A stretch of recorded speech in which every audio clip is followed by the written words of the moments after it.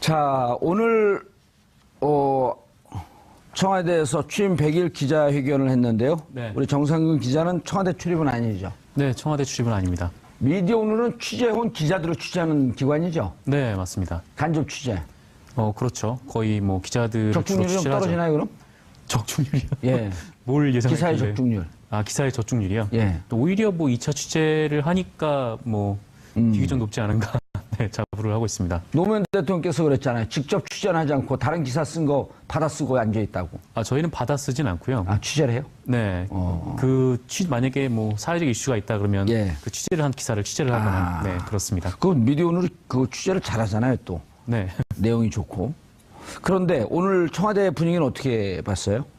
오늘 청와대 분위기 뭐 전례 없다기보다는 이전 정권과는 워낙 확연히 좀 다른 분위기에서 좀 진행이 됐던 것 같다라는 정도 평가가 나오더라고요. 일단 뭐 윤영찬 수석이 말씀하셨듯이 뭐 사전에 뭐 질의응답 내용이 전혀 조율된 건 없었고, 네, 그래서 그 자리에서 뭐 순서 정도만 정해놓고, 네, 그 자리에서 손을 들고 직접 기자가 선택을 하면은 그 기자가 그때 바로 이제 질문을 하고 그 대통령은 사전에 정보가 없는 상태에서 거기에 대해서 답변하는 형식으로 좀 이루어져서 예. 네. 뭐 어떻게 보면은 좀 시간이 좀 더 길어진 측면도 있고 근데 또 다르게 보면은 대통령의 솔직한 생각을 좀 들을 수도 있던 그런 시간이었던 것 같습니다. 그 전에 사전에 여론 그 질문지를 조율하고 이러는 게 좀 비정상 아니에요? 이를테면 네. 1933년도에 집권해서 45년까지 대통령직을 수행했던 루즈벨트 같은 경우는 네. 일주일에 2번씩 기자 간담회를 프리로 해서 네. 집권 내내 12년 동안 1000회 정도의 간담회 기자 회견을 하거든요. 네. 아무런 사전 준비도 없이. 그렇죠. 근데 우리 대통령들은 사전 준비했다라고 하는 게 대통령의 퀄리티나 컨텐츠가 떨어졌다. 이런 걸 스스로 자인한 거 아닌가요?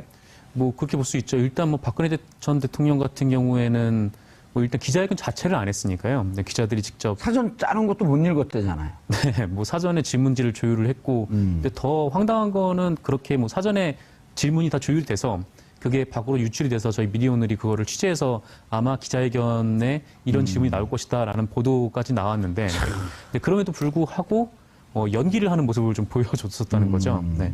뭐 다 정해져 있는데 누가 질문할지를 알고 있는데 거기서 이제 질문할 사람 하면은 기자들이 또 손을 다 들고 거기 또 동의해서 그 연기를 같이 해줘요. 기자들이. 네, 거기서 이제 그래서 더욱더 네, 기자 사회에 대한 비판이 좀 심했었죠. 무슨 네, 이런 날. 모래기. 기레기. 네. 그런 얘기들도 많았었고요. 그런 걸 누가 한 명 기자들이 이거 지금 뭐 하는 겁니까? 네. 기자들 질문을 정확하게 받아야죠. 사전에 조율하고 짜고. 이거 뭐 하는 겁니까? 이렇게 한마디 누가 항의라도 안 했어요? 뭐 그런 항의를 할 수가 없는 게 이게 그 박근혜 정부 때만 해도 이게 출입처 시스템이 명확해서 그러니까 출입 기자단이 있잖아요. 그러니까 출입 기자단에 소속이 되지 않거나 출입 기자단에서 징계를 받아서 쫓겨날 경우에는 그러니까 아예 질문 기회도 박탈돼 버리니까 네. 거기서 좀 뭐 내부에서는 불만이 있는 기자도 있었지만 대놓고 항의를 하지 못했던 부분도 있었죠. 이택수 대표님, 네. 그 오바마 대통령도 그 정치 부장들 데려다 놓고 한 2시간 동안, 1시간 반 동안 프리토킹 하면서 이 디스커션하고 이런 거에 대해서 아주 유명했었거든요. 그러면서 정책도 듣고 자기 얘기도 하고 그리고 나에 대해서 부정적으로 기사를 쓰고 싶으면 써라. 네. 그랬더니 오히려 엠바고를 걸고 기사를 안 써줬다는 거 아니에요? 네네. 우리 대통령들은 이제 문재인 대통령이 처음 그거를 하는 건데 이게 정상적이지 않나요? 정상화되고 있는 거죠. 예. 한미 정상회담이 기억이 나는데 오바마 전 대통령을 얘기하셔서 오바마 전 대통령 당시 오바마 대통령과 박근혜 대통령이 한미 정상회담 할 때 굉장히 자유롭지 못한 그 기자회견 태도 때문에 많은 우리 국민들이 좀 실망하는 모습을 보였고 뭐라 물어보니까 박근혜 전 대통령이 뭐라 그러셨죠? 잊어먹어.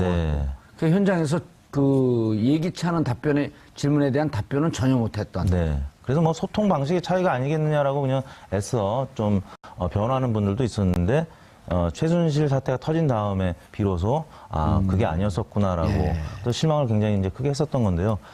이제 반대가 오늘 기자회견에 됐죠. 대한 평가는 좀 어떠세요? 기자회견 때문에 잠시 후 소개해드리겠습니다만 일간 지지율 방금 마무리된 조사 결과 굉장히 지지율이 또 오늘 올라갔거든요. 한 2, 3%, 3, 4% 네, 3% 정도 올라갔고요. 한미 정상회담 뭐 다시 이제 얘기를 하게 되면 지금은 또 상황이 바뀌어서 문재인 대통령 기자회견 굉장히 편하게 하는 그런 우리 지도자가 선출이 됐는데 미국은 또 반면에 트럼프는 지금 대언론 관계가 굉장히 안 좋죠. 그래서 계속 공격을 하더라고요, 네. 기자들을. 참 이게 안타까운 것이 그 한미 정상이 동시에 그렇게 좀 기자들과 허심탄회하게 토론할 수 있는 그런 무대가 언제 마련될지 모르겠는데 아무튼 다행스럽게 현 정부 들어서는 오늘 기자회견을 보면서 굉장히 오히려 기자들이 좀 긴장하는 모습을 보였고 대통령은 굉장히 마음을 열고 토론하는 모습 예. 굉장히 보기 좋았던 것 같습니다. 박시영 부대표님, 기자들이 영빈관에 초청된 건 처음이라 그러더라고요. 네, 그렇다고 예. 들었습니다. 춘추관에 보통 하는데요. 춘추관에서 하고 이제 영빈관은 국회의원이나 이제 해외 사절, 네. 그다음 조금 이제 그다음 무슨 장관들 임명장 줄 때 그다음에 이번에 청와대 있었잖아요, 진짜. 네, 세월호 뭐 가족들 이렇게 만났을 때 이런 어떤 상징적인 의미로 많이 쓰이는 장소인데 오늘 저는 뭐 형식도 좀 굉장히 파격적이었지만 사실은 내용이 더 의미가 있었다라고 내용이? 보였어요. 왜냐하면 국정 현안에 대해서 막힘이 좀 없었잖아요. 본인이 어떤 주제가 나와도 소화가 가능하다는 걸 보여줬거든요. 그만큼 수석 보좌관회의부터 시작해서 어떤 계급장 띄고 토론하는 문화가 정착이 되다 보니까 대통령이 국정 현안을 조목조목 이해하고 있구나. 아주 디테일까지 다 꿰고 그런 있고. 어떤 신뢰를 좀 준 측면이 있다. 그렇게 보고요. 요즘에 보면 민선 단체장들도 이 소통의 장들을 주제 제한 없이 주민들하고 많이 갔습니다. 이미. 그 대통령이 당연히 그렇게 해야 하는 거라고 저는 보고요. 예. 우리 정치가 이제 좀 선진국 정치 문화를 좀 이제 따라가는 거 아니냐, 촛불 이제는. 때문에 무척 정치가 발전했죠. 발전된 것 같아요. 이제 정당만 좀 바뀌면 될 것 같습니다. 그러니까 청와대는 좀 바뀌는 것 같고, 정치 문화 자체가. 대통령이 좀 솔선수범해서 정당이 아직은 조금 따라가지 못하고 있는데, 정당이 좀 빠르게 정치 문화를 좀 바꾸는데 일조했으면 좋겠습니다. 오늘 뭐 나온 내용 중에 좀 의미 있는 내용들은 없었나요? 기자회견. 오늘은 저는 눈에 띄었던 게 이 정부의 시작은 예. 지난 그 촛불 광장에서 시작됐다는 걸 명확히 발언을 했고요. 지난 100일을 문재인 대통령이 이렇게 규정을 했습니다. 국가 운영에 물길을 바꾼 100일이었고 물기를 바꾸나 그다음에 진정한 국민 주권을 시작하는 100일이었다. 그리고 국정 운영의 가장 큰 힘은 국민이다. 국민 주권에 대해서 새로운 시대가 개막되었음을 선언하는 그런 어떤 상징적인 표현들이 많이 담겨 있었습니다. 주권자로서 국민을 바라보기 시작했고 국민들도 스스로 본인들이 주권자임을 깨닫게 되는 시기가 아니었느냐 이렇게 예. 보시는 것 같아요. 알겠습니다. 이택수 대표님. 네. 여론조사 내용으로 넘어가야 될까요? 네. 예. 문재인 대통령 지지율이 저희 리얼미터 조사 오늘 주중 집계한 결과 71.2%로 지난주 대비 소폭 하락하긴 했습니다만 70% 초반을 유지했고요. 지금 오늘 연이어서 발표된 타 언론사 조사 결과들이 여러 곳 나왔는데 80%를 넘는 조사 결과들도 한 3곳 정도 눈에 띄었고요. 예. 지난주에 발표된 한국갤럽, 리얼미터, 또 한국리서치는 70%대 후반 또 초반 이렇게 나타나고 있는데요. 오늘 방금 마감된 저희 리얼미터 일간 조사에서 74.4%로 오늘 결과만 보면 어제 대비 한 3%포인트 예. 오른 수치를 보였습니다. 오늘 취임 100일 기자회견 하면서 많은 국민들이 또 관심도 갖고 또 좋게 평가했다는 얘기겠죠. 그리고 타 언론사에서 아무튼 여론조사가 80% 넘는 결과들이 발표가 되면서 일종의 밴드웨건 효과도 나타난 것 같습니다. 예. 박시영 대표님, 계속 70%가 넘는 고공행진, 특히 한반도의 아주 급격한 안보 위기, 네. 전쟁 일촉즉발의 상황에 가도 이 지지율이 떨어지지 않는, 네. 특히 이제 진보 진영의 대통령일 경우에는 안보 불안이라고 네. 하는 보수 진영의 비판과 공격이 계속 있었잖아요. 네네, 그렇죠. 그럼에도 불구하고 70%가 떨어지지 않아요.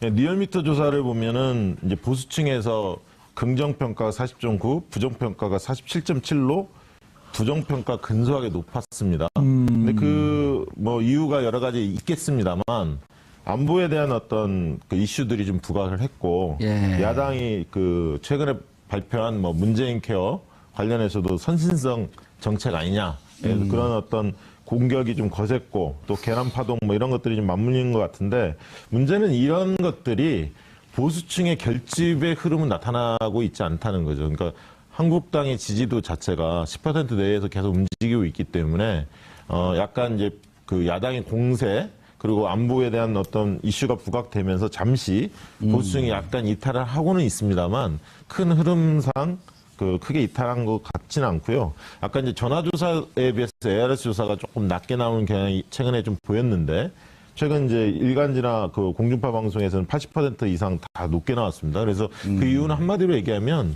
정치 저관여층, 중도층이나 무응답층들 이런 저관여층들의 응답률이 상대적으로 ARS보다는 전화조사도 높습니다. 그러니까 소극적인 지지자들, 그러니까 국정에 대해서 정치에 대해서 관심이 좀 덜한 분들 이런 분들이 두텁게 대통령에 대해서 호감을 나타내고 있다. 국정에 대해서 긍정적인 시각을 갖고 있다. 이게 좀 확인됐다 볼 수 있을 것 같습니다. 예, 정 기자님. 네. 기자회견 그 연설, 모두 연설할 때 이런 얘기를 했어요. 국민의 마음 끝까지 지켜가겠다. 네. 여러분과 어려움과 위기 잘 극복할 수 있다고 자신한다. 이러면서 지금 이제 시작을 했는데 네. 향후 5년 동안 국정 운영에 대한 자신감까지 내비쳤어요. 아, 네, 그렇죠. 네. 뭐 질의응답 과정에서도 뭐 어떤 기자분이 그러니까 적폐청산을 하는데 이거를 어떤 단기적인 대책으로 어느 순간부터 해나갈 거냐라고 물어보니까 이거는 5년 내내 해야 되는 작업이다라고 말씀을 하시기도 하셨고요. 네, 그렇죠. 그거 보면은 30년 된 뿌리를 뭐 하루 이틀 사이에 어떻게 뽑겠어요? 네, 그렇습니다. 아무래도 뭐 친일파는 지금 100년의 역사를 살아오고 있고 네. 이완용의 재산이 여의도 7배라는데 그거 뺏으려면 어떻게 해요? 하루아침 뺏겠어요, 그거를? 뺏기 어렵죠. 그 과거 이제 노무현 정부 때도 뭐 친일 재산 환수 뭐 그런 일들이 좀 추진됐었는데 그럼 이완용 땅 후손의 땅을 지지하는 거예요? 뺏기 어렵다는 건? 뺏기 어렵다는 것과 뺏어야 된다는 거는 좀 다른 차원의 얘기죠. 뺏어야 네. 된다고 생각하는 거죠? 아무래도 좀 환수를 해야 되지 않을까. 뭐 그렇게 환수나 생각- 뺏는 거나 거기서 거기에요. 네. 멋진 말을 쓰려고 그래, 벼랑 안에. 있어 보일까 봐요. 네, 근데 뭐 어쨌거나 뭐- 뺏어야겠죠? 네, 예. 뭐 그렇습니다. 그럼 뺏어야 된다면 뭐 환수를 해요. 환수는 본인이 하는 거고 뺏는 네. 것은 국민의 힘으로 뺏어오는 거고. 예. 그렇습니다. 근데 무슨 뭐- 얘기하다 그렇게 했죠? 아, 예. 뭐였죠? 그러니까 뭐 지금 문재인 정부에 뭐 자신감이 있다는 건데 예. 뭐 아무래도 뭐 높은 지지율 적폐청산, 때문이 적폐청산. 아닐까. 네. 네, 적폐청산 얘기도 있고요. 네. 뭐 처음에 문재인 대통령이 시작을 했을 때도 뭐 국민 성원들 덕분에 네, 이렇게 국정 운영이 혼란 없이 관리가 되고 있다 뭐 이렇게 얘기를 하신 거 보면은 아무래도 이번 좀 개혁에 있어서 네, 예. 높은 지지율이 많이 도움이 되고 있는 것 같다라는 생각이 좀 듭니다. 역대 대통령 100일 지지율을 보면 김영삼 대통령이 제일 높아요. 83%. 네. 하나의 숙청, 금융실명제 네. 이런 등등이 컸겠죠 그때 당시에는. 그렇죠. 집권 후반기에는 이제 지지율이 좀 낮은 상태를 보였던 김영삼 전 6%. 대통령. 예. 근데 집권 초반 100일 당시의 지지율은 그래프에서 보시듯이 83%로 가장 높고요. 이명박 대통령은 21%예요? 그렇습니다. 왜냐하면 이제 미국산 쇠고기 촛불 시위가 광우병. 있었죠. 네. 그래서 집권 초기에는 이명박 전 대통령이 가장 낮았고요. 오호. 집권 후반기에는 물론 이제 김영삼 전 대통령이나 아니면 또 노무현 전 대통령도 지지율이 좀 많이 떨어진 적이 있었는데요. 일단 문재인 대통령 지금 좌측에 회색으로 보시는 그래프는 한국 갤럽 그래프인데요. 갤럽만 보면은 대략 지금 70% 후반으로 나오고 있고 지금 오늘 발표된 다른 세 곳의 여론조사를 보면 80%를 넘는 수치인데 아무튼 82%까지 나온 지지율도 제가 오늘 조간에서 봤는데요. 김영삼 전 대통령에 비해서 조금 낮은 정도, 두 번째의 순위를 보이고 있고요. 그런 여러 가지 이제 이유가 있을 텐데 저희가 이제 TBS 의뢰로 조사한 결과가 있습니다. 취임 100일 문재인 정부를 긍정평가한 이유, 또 부정평가한 이유를 물었는데 부정평가 질문에서 하나도 없다라는 부정평가할 것이 없다라는 의견이 33.5%로 가장 높게 나타났습니다. 완벽하다. 네, 단점이 없다. 이야. 네, 단점이 보이지 않는다라는 응답이 가장 많이 나왔는데요. 더불어민주당 지지층은 51.2%가 단점이 없다, 찾아볼 수가 없다라고 응답을 했고요. 자유한국당 지지층은 이제 31%가 선심성 정책 과다 의견이 많긴 했습니다만 그쪽 한국당 지지층에서도 6.5%는 단점을 찾을 수 없다 이렇게 응답을 했고요. 국민의당 지지층도 13.7%가 단점이 없다. 바른정당 지지층도 13.9%가 단점을 찾아볼 수가 없다. 이렇게 응답을 했습니다. 예. 그 다음으로는 이제 선심성 정책 과다. 민주당 지지층에서도 이 부분은 조금 13%로 전혀 없진 않았는데 아무튼 그 여러 가지 복지 정책과 관련된 예산의 문제는 모든 국민들이 조금 우려를 하고 있는 것으로 나타났고요. 긍정평가는 역시 서민, 약자 우선이라는 응답이 23%로 가장 높았는데요. 아까 그 박정우 대표님 말씀하셨지만 문재인 대통령이 세월호 가족들도 만났고 또 최근 들어서는 여러 가지 정책, 뭐 건강보험 강화 정책이라든지 부동산 대책, 예. 또 블라인드 채용 뭐 등등이 다 이제 서민 약자를 우선하는 그런 정책들이죠. 또 그다음에 그 세제 개편. 그렇습니다. 세제 개편도 상위 1% 구간. 네. 최저임금도. 네. 예. 그리고 이 탈권위 대통령이 참모들과 집권 초반에 커피잔을 들고 청와대를 산책하는 모습 등등 또 그 사저에서 이제 청와대를 옮기는 과정에서 주민들과 또 셀카도 찍고 또 김정숙 여사가 또 폭우 피해 지역 가서 직접 어려운 분들을 도와드리는 이런 모습들에 대해서 국민들이 많이 공감을 한 것 같습니다. 21.3%가 나왔고요. 그 다음에 이제 적폐청산과 관련된 응답이 18.5%로 뒤를 이었습니다. 이 지지도 관련해서 하나만 더 말씀드리면 오늘 이제 어제 오늘 발표된 것들 보면 YTN이 84.1% 나오고 중앙일보가 83.9, 문화일보가 83.8 이렇게 세 군데가 높게 나왔습니다. 예. 상대적으로. 그러니까 이제 김영삼 대통령이 83% 나왔으니까 대동소이한 수치입니다. 83, 84가 나왔으니까. 그리고 이제 김영삼 정권 때는 아무래도 언론이 그 정권의 눈치를 좀 많이 봤던 시기고 지금은 그런 시기는 좀 아니기 때문에 예. 그런 측면에서 상당히 이례적으로 높은 수치다. 지금 83%가 나오는 거는. 그리고 이제 김영삼 대통령 같은 경우는 취임 후 6개월, 7개월까지는 높은 지지율을 구가했습니다. 83%를. 그러다가 7개월 지나면서 59%로 뚝 떨어져요. 왜요? 아니, 이제 그 다음에 이제 여러 가지 문제들이 막 나타나면서 떨어지는데 그래서 이제 문재인 대통령도 사실은 6개월, 7개월 그 시점이 사실 연말 아닙니까? 연말. 예, 연말에 지지율이 어떨 거냐. 그 다음에 또 지방선거가 있고. 그래서 연말까지 지지율이 어떨 것이냐. 이 부분 뭐 뒤에 이따 한 번 더 짚어봐야. 시간이 얼마 안 남았어요. 그냥 바로 얘기해요. 뭐, 그래요? 뭐 뒤에 짚어봐요. 그냥 바로 짚고 시간 예. 남으면 좀 허접한 거 좀 짚고 네. 중요한 거 짚어야죠. 저는 뭐 일단은 지지도가 높은 이유 한마디 하고 이제 전망을 예. 넘어가면 일단은 뭐 누군 다들 해석하는데 대통령이 잘했다가 제일 많고 그다음 뭐 야당이 좀 질이 멸렬하고 박근혜 대통령이 워낙 못했기 때문에 기저효과 있는 거 아니냐 이렇게들 해석하는데 좋습니다. 뭐 그 틀은 인정하는데 일단 국정기대감이 대선 후보 당시에 문재인 대통령이 별로 높지 않았거든요. 문재인 대통령이 촛불 시위로 됐지 문재인 대통령이 대통령 된 다음에 세상이 어떻게 바뀔까지 확신이 좀 없었거든요. 그런데 지금 보면 문재인의 신드롬, 재발견 이런 것들이 좀 이루어지고 있단 말이에요. 근데 박시영 부대표는 책에서 네. 잘할 것이다 이렇게 책을 썼잖아요. 저는 책을 썼죠. 19대 대통령이라는 책이 안 책이. 팔렸죠. 잘 안 팔렸죠.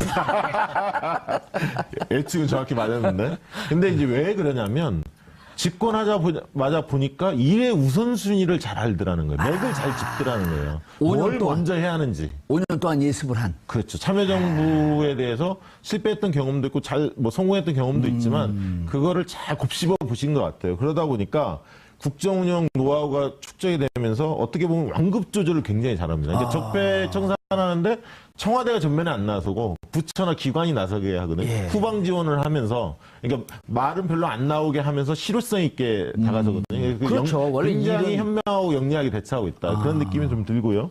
그다음에 야당이 못한다는 건 뭐 다 알고 계시니까 홍준표, 안철수 이런 지도급 인사들도 몰락을 했고 그다음에 이제 저는 이제 대통령 하나 바뀌면서 이제 국격이 좀 달라졌다라는 생각이 드는데 이런 얘기를 좀 드리고 싶습니다. 이미지 분석을 해보면 지난 대선 당시에 이미지 중에 4대 요소가 문재인 후보가 약점으로 지적되는 게 4대 요소가 있습니다. 뭐였냐면 과감성이 좀 부족하다. 그러니까 신중하고 사람이 확 밀어붙이지 못한다. 추진력이 약하다. 이게 첫 번째 요소였고요. 두 번째 능수능란함이 부족하다. 유능함이 부족하다는 거예요. 그러니까 사람이 순수한데 능수능란하게 일을 잘 풀어가지는 못한다. 이런 이미지가 좀 있었거든요. 그다음에 좀 따뜻한 면이 조금 부족하다. 그게 세 번째인가요? 네, 세 번째였습니다. 마지막으로는 이성적인 느낌, 그러니까 감성에 좀 휘둘리는 느낌이 있다. 이게 균형감하고 관련이 있는 건데 이성적이지 못하다. 이런 인식들이 조금은 부족한 것으로 나왔었습니다. 당시 조사를 해보면. 근데 이게 불과 100일 만에 거의 다 극복이 됐습니다. 왜 그랬냐면 업무 지시를 처음에 그 취임하자마자 막 하지 않았습니까? 일자리위원회, 비정규직, 정규직화, 미세먼지 막 이런 것들을 지시를 하거든요. 법을 바꾸지 않아도 대통령이 시행령을 통해서 바꿀 수 있는 것들을 먼저 팍 치고 나갔고, 그다음 민생 이슈에 대해서 굉장히 드라이브를 걸면서 적폐청산 이런 걸 하면서 과감함과 유능함이라는 두 마리 토끼를 잡기 시작합니다. 과감하게 가고 그러면서도 능수능란함, 그게 유능함이거든요. 유능함 요소를 많이 형성했고, 이런 과정에서 이제 시대 정신이라고 얘기하는 경제 불평등 해소, 정의와 공정의 실현, 일자리 경제 3대 시대 정신에 대해서 대통령이 그런 것들을 해결하는 모습을 보여줬고, 두 번째는 뭐냐면 탈권위 소통 행보라고 하는 감성 정치를 통해서 따뜻한 이미지로 확보한 거예요. 아까 이제 좀 차갑다는 느낌이 들었는데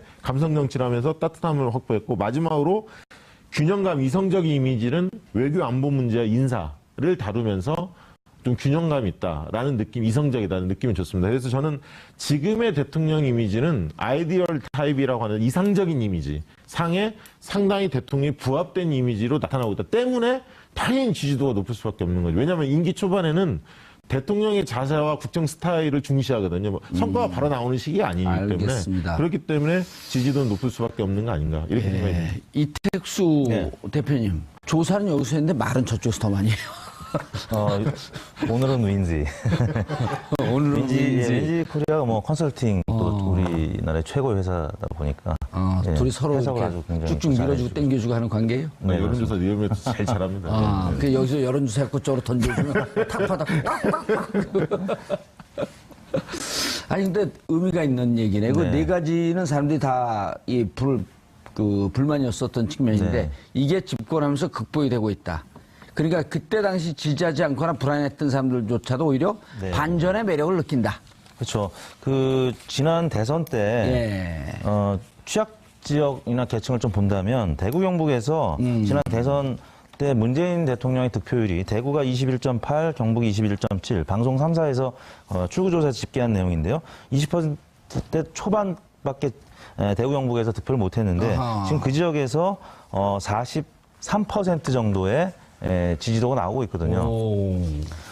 자유한국당의 이제 지역 기반인 대구 경북에서조차 40%가 넘고 있고요.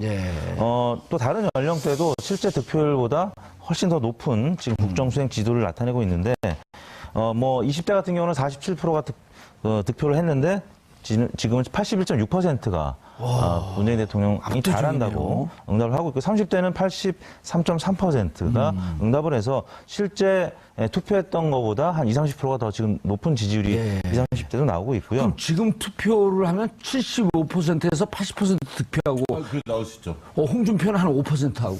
예, 우리가 여론조사 할 때 그 충성도 질문을 던집니다. 그건 뭐냐면 지금 투표한다면 누구를 지금 찍겠냐? 투표한다면 누구를 찍겠습니까? 제 그 지지도라고 하는데 그 질문을 던져보면 대통령에 대한 어떤 충성도를 확인할 수 있죠. 만약에 오늘이 투표일이라면, 다시 대선을 치러서 오늘이 투표일이라면 다음 중 누구를 지지하시는지 물어봅니다. 제 허접한 상상력이 의미가 있었네요. 네, 의미 있습니다. 그러다 보니까 문재인 대통령 지지율이 워낙 높으니까 사드 배치 문제도 처음에는 찬성 의견이 50% 미만이었다가 지금은 문재인 대통령이 70%가 나와요. 추진하면 70%가 넘는. 그러니까 대통령 지지율이 지금 70%, 80% 안팎이기 때문에 문재인 대통령이 추진하는 어떤 정책도 국정 동력을 받아서 힘있게 추진해 나갈 수가 있는 거죠. 그런 저처럼 차원에서는 확고한 사람도 사드 배치 반대였었거든요. 네. 근데 전 지금도 반대예요. 네.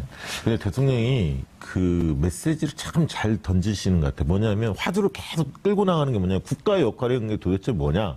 국가의 존재 이유가 뭐냐. 국가의 의무가 뭐냐. 계속 던지시거든요. 그러면서 국가가 잘못한 거에 대한 진솔하게 사과하면서 어루만져주거든요. 그러니까 굉장히 그러니까 국민의 기본권을 강조하고 국민이 주권자임을 강조하면서 국가라는 게 왜 존재하는 거냐, 정부가 무엇을 하려고 하는 거냐라는 근본적인 근원적인 얘기를 계속 던지시니까 힘이 있는 것 같아요. 어제 세월호 가족들을 모셔놓고 사과하는 대목은 아베 총리가 좀 봤었어야 되는 거예요. 뭐냐면 세월호 때 대통령 아니었었거든요. 그렇죠. 그리고 세월호 때 책임이 없었거든요. 네. 근데 지금 와갖고 세월호 때는 박근혜 대통령 책임이었고 전 사과할 의무가 없습니다. 그런데 이 책임 중에 가장 중요한 게 공직자는 연대 책임이 있단 말이에요. 조상이 잘못한 것도 연대 책임으로 인해서 그 국가를 구성하고 있는 후손이 사과해야 된다. 아베가 그런 거 보죠? 뭐 보고 있어요? 아빠가요? 예. 지지율이 낮아서 고민 많을 거예요. 스캔들이나 해갖고 딱 그냥 초등학교 부지나 몰래 살라 그러고. 아베에 대해서 오늘 영상 메시지 한번 보낼래? 아니, 싫습니다. 아베 무서워요? 아니, 일본에 또 우리가 여론조사 할 수도 있기 때문에. 아니, 그런데, 재밌는 분석이에요. 근데 이제 그러다 보면 아까 이제 청와대 5년 경험. 이런 게 지금 대통령직을 수행하는데 무척 장점이었다. 그러면은 다음에 대통령 후보도 이제는 청와대 경험 있는 사람들이 하는 것이 맞다. 임종석, 조국, 네. 전병헌 이런 사람들이 이제 대통령 하는 건가요? 전제 조건은 이제 문재인 정부가 예. 5년 동안 계속 좋은 성적을 가져가고 집권 5년 차 때는 대부분 뭐 30% 혹은 20%대로 지지율이 떨어지는데 예. 레임덕이라고 하는 수준이 대략 뭐 30%대 뭐 한 중반 정도 그렇죠. 이하로 떨어질 텐데 만약에 문재인 정부가 한 35%에서 40% 이상 계속 국정수행 지지도를 이어간다면 예. 차기 주자군들은 훨씬 더 힘을 받고 정권이 교체돼도 안정적으로 국정을 운영할 수 있겠구나라는 국민들의 어떤 편안한 마음 때문에 많은 지지를 받을 수 있을 겁니다. 청와대 출신들이 더 유리하냐 이걸 묻는 그렇죠. 거예요. 이제 유리한 거죠. 이럴 수 있는. 네. 다음에 만약에 대통령 지지율이 계속 잘 나가면 너 장관 될래, 수석 될래, 청와대 수석 할래. 그러면 청와대 수석 갈 사람도 나올 수도 있다는 얘기죠. 왜냐하면 청와대 수석하면서 전방위적으로 보는 시각 자체가 그다음에 이제 커진다면 대선 또 출마하고. 아니 그럴 수도 있다는 거예요. 그만큼 그런 자리가 차관급임에도 불구하고 수석이 그 각광 받을 수도 있다는 거죠. 예. 그러면은 지금 장관 나간 사람들이 후회하겠는데요? 아니 장관으로서 또 자기가 잘하시면 또 이번에 뭐 김현미 장관 같은 경우도 예. 부동산 문제 굉장히 단호하게 처리하시면서 인기가 좀 높아지지 않았습니까? 예. 하기 나름인 것 같습니다. 장관 생각 있으십니까? 장관요? 예. 호랑이하고 사자는 한 물에 안 산다고 내가 맨날 그러잖아요. 예. 예. 비선거권이 없으시죠? 그리고 국무담임권도 없어요. 아, 장관 지명 못 합니다, 저는. 그럼 큰일 나요. 대통령 지지율 한 10%로 떨어져요. 예. 자, 그런데 이제 사실, 지금까지는 너무 이제 박근혜 전 대통령이 나름대로 이제 판을 흔들어 놨기 때문에 네. 이걸 수습하는 단계에 있어서 특히 국민들이 대통령이 멀리 있었고 감정적으로 치유하는 이런 단계였다고 한다면 지금부터는 이제 과제들이 아주 묵직한 과제들만 남아 있잖아요. 부동산 문제도 그렇고 세제 문제 그렇고 사드 문제, 북핵 문제 이게 해결할 게 한두 개가 아닌데 이런 거 해결하면서 부딪히면서 지지율이 조금씩 꺾일 수도 있겠다. 그렇습니다. 이제 여러 가지 개혁 과제들을 안고 예. 이제 100일 이후를 이제 보내야 되는데 개혁 과제에서 이제 적폐 청산의 대상이 되는 분들은 당연히 지지를 철회하겠죠. 그리고 본인 강하게 저항하겠죠. 네, 지역이나 아니면 본인의 어떤 계층과 반대되는 입장에 정책이 추진될 경우에는 뭐 지지율이 떨어져 나갈 수밖에 없습니다. 그런 예. 차원에서 뭐 50%대 지지율 사실은 지키기가 어려운 것인데요. 지금 아무튼 70%대 이상의 지지율은 5년 동안에 임기를 잘 해주길 바라는 기대감이 이제 반영이 돼 있기 때문에 근데 기대는 조금씩 떨어질 수밖에 없죠. 이제 예. 50%대 지지율을 계속 유지해 나가는 것이 일단 관건인데 50%? 네, 내년 지방선거 때까지는 어느 정도 고공행진을 할 것 같습니다. 왜냐하면 지방선거 때까지 지금 여당이나 야당이나 최근 들어서는 좀 지림열렬한 모습을 보였고 계속적으로 보수는 보수, 진보는 진보대로 각 정당이 지금 나뉘어져서 경쟁을 하고 있는 상황이기 때문에 뭐 당장 한국당도 그렇고 한국당은 지금 박근혜 전 대통령을 출당시키느냐의 문제를 갖고 친홍 또 친박 간의 이제 계파 갈등이 이제 점차 심화될 수밖에 없는 상황이고요. 국민의당은 뭐 아시다시피 지금 전당대회를 하는 과정에서 4명의 후보가 굉장히 큰 설전을 벌이고 있는 과정에서 지지율이 떨어진 상태에서 계속 답보 상태인. 네, 5% 네네. 그렇기 때문에 지금 문재인 정부, 문재인 대통령 입장에서는 어느 때보다 굉장히 좋은 정치적인 지형에서 여소야대지만 높은 지지율을 구가할 수 있는 그런 정치적인 지형을 갖고 있다라고 봐야 될 것 같습니다. 그래서 예. 지방선거 때까지는 어느 정도 높은 지지율을 갖고 국정 동력을 이끌어 갈 수가 있는데 그다음 이제 지방선거 이유가 문제겠죠. 또 그다음에 총선이 있고 그런 과정에서 과연 문재인 대통령이 잘 해낼 수 있을 거냐. 근데 지금까지는 그 과거 노무현 정부 때 시행착오를 다 면밀하게 기억하고 있고 또 지지층도 굉장히 견고한 지지를 계속 보내고 있습니다. 당시에 노무현 정부 말기 때 지지를 철회했다가 노무현 대통령이 비운의 그런 사건이 있었던 걸 국민들이 알고 있기 때문에 예. 문재인 정권을 계속 응원해주고 이런 모습들이 나타나고 있는데 오늘 뭐 당장 포털 검색어 20위 안에 문재인 대통령과 관련된 검색어가 3개나 올라와 있습니다. 뭐였었죠? 사랑해요 문재인, 그다음에 문재인 우표, 그다음에 그냥 문재인 대통령 이름 석자 이렇게 세 키워드가 지금도 계속 20위권 안에 3개가 올라와 있거든요. 그러니까 이른바 문재인 신드롬이라고 하는 얘기가 계속 유효한 상태가 이어지고 있는 거죠. 예, 가장 큰 그 걸림돌이 뭐가 될까요? 그러니까 저는 해결해야 할 70% 과제. 내외로 움직이다가 예. 조금 빠질 거라고 봅니다. 빠지는데 연말까지는 60% 이하로 떨어지지는 않을 거다. 이유는 3가지인데요. 추정하는 근거는 첫 번째는 의제 관리를 굉장히 영리하게 잘하고 있다는 거예요. 그러니까 그 국민 공감도가 높은 복지 이슈, 생활 밀착형 과제들을 드라이브를 좀 걸고 있거든요. 예를 들면 피부적으로 느낄 수 있는 거. 그런 것들을 의제 선정은 굉장히 중요한데 그런 것들을 굉장히 청와대가 관리를 잘하고 있다. 첫 번째는. 두 번째는 대통령의 인간적 면모 때문에 콘크리트 지지 구조가 형성이 됐어요, 지금. 매우 잘한다. 흔히 얘기하는. 적극적 지지층이 상당히 두텁게 형성돼 있다. 때문에 이게 쉽게 빠지지 않을 것 같다. 이게 두 번째고. 세 번째는 야당이 지리멸렬하기 때문에 대안이 별로 없어서 당분간 움직일 가능성이 크지 않다. 그래서 빠지더라도 연말에 60% 미만은 빠지지 않을 것 같고 안보하고 원전 사드를 얘기하는데 안보 문제는 사실은 제가 볼 때 큰 성과도 없이 그냥 지금의 답부 상태로 상당 기간 갈 가능성이 있고요.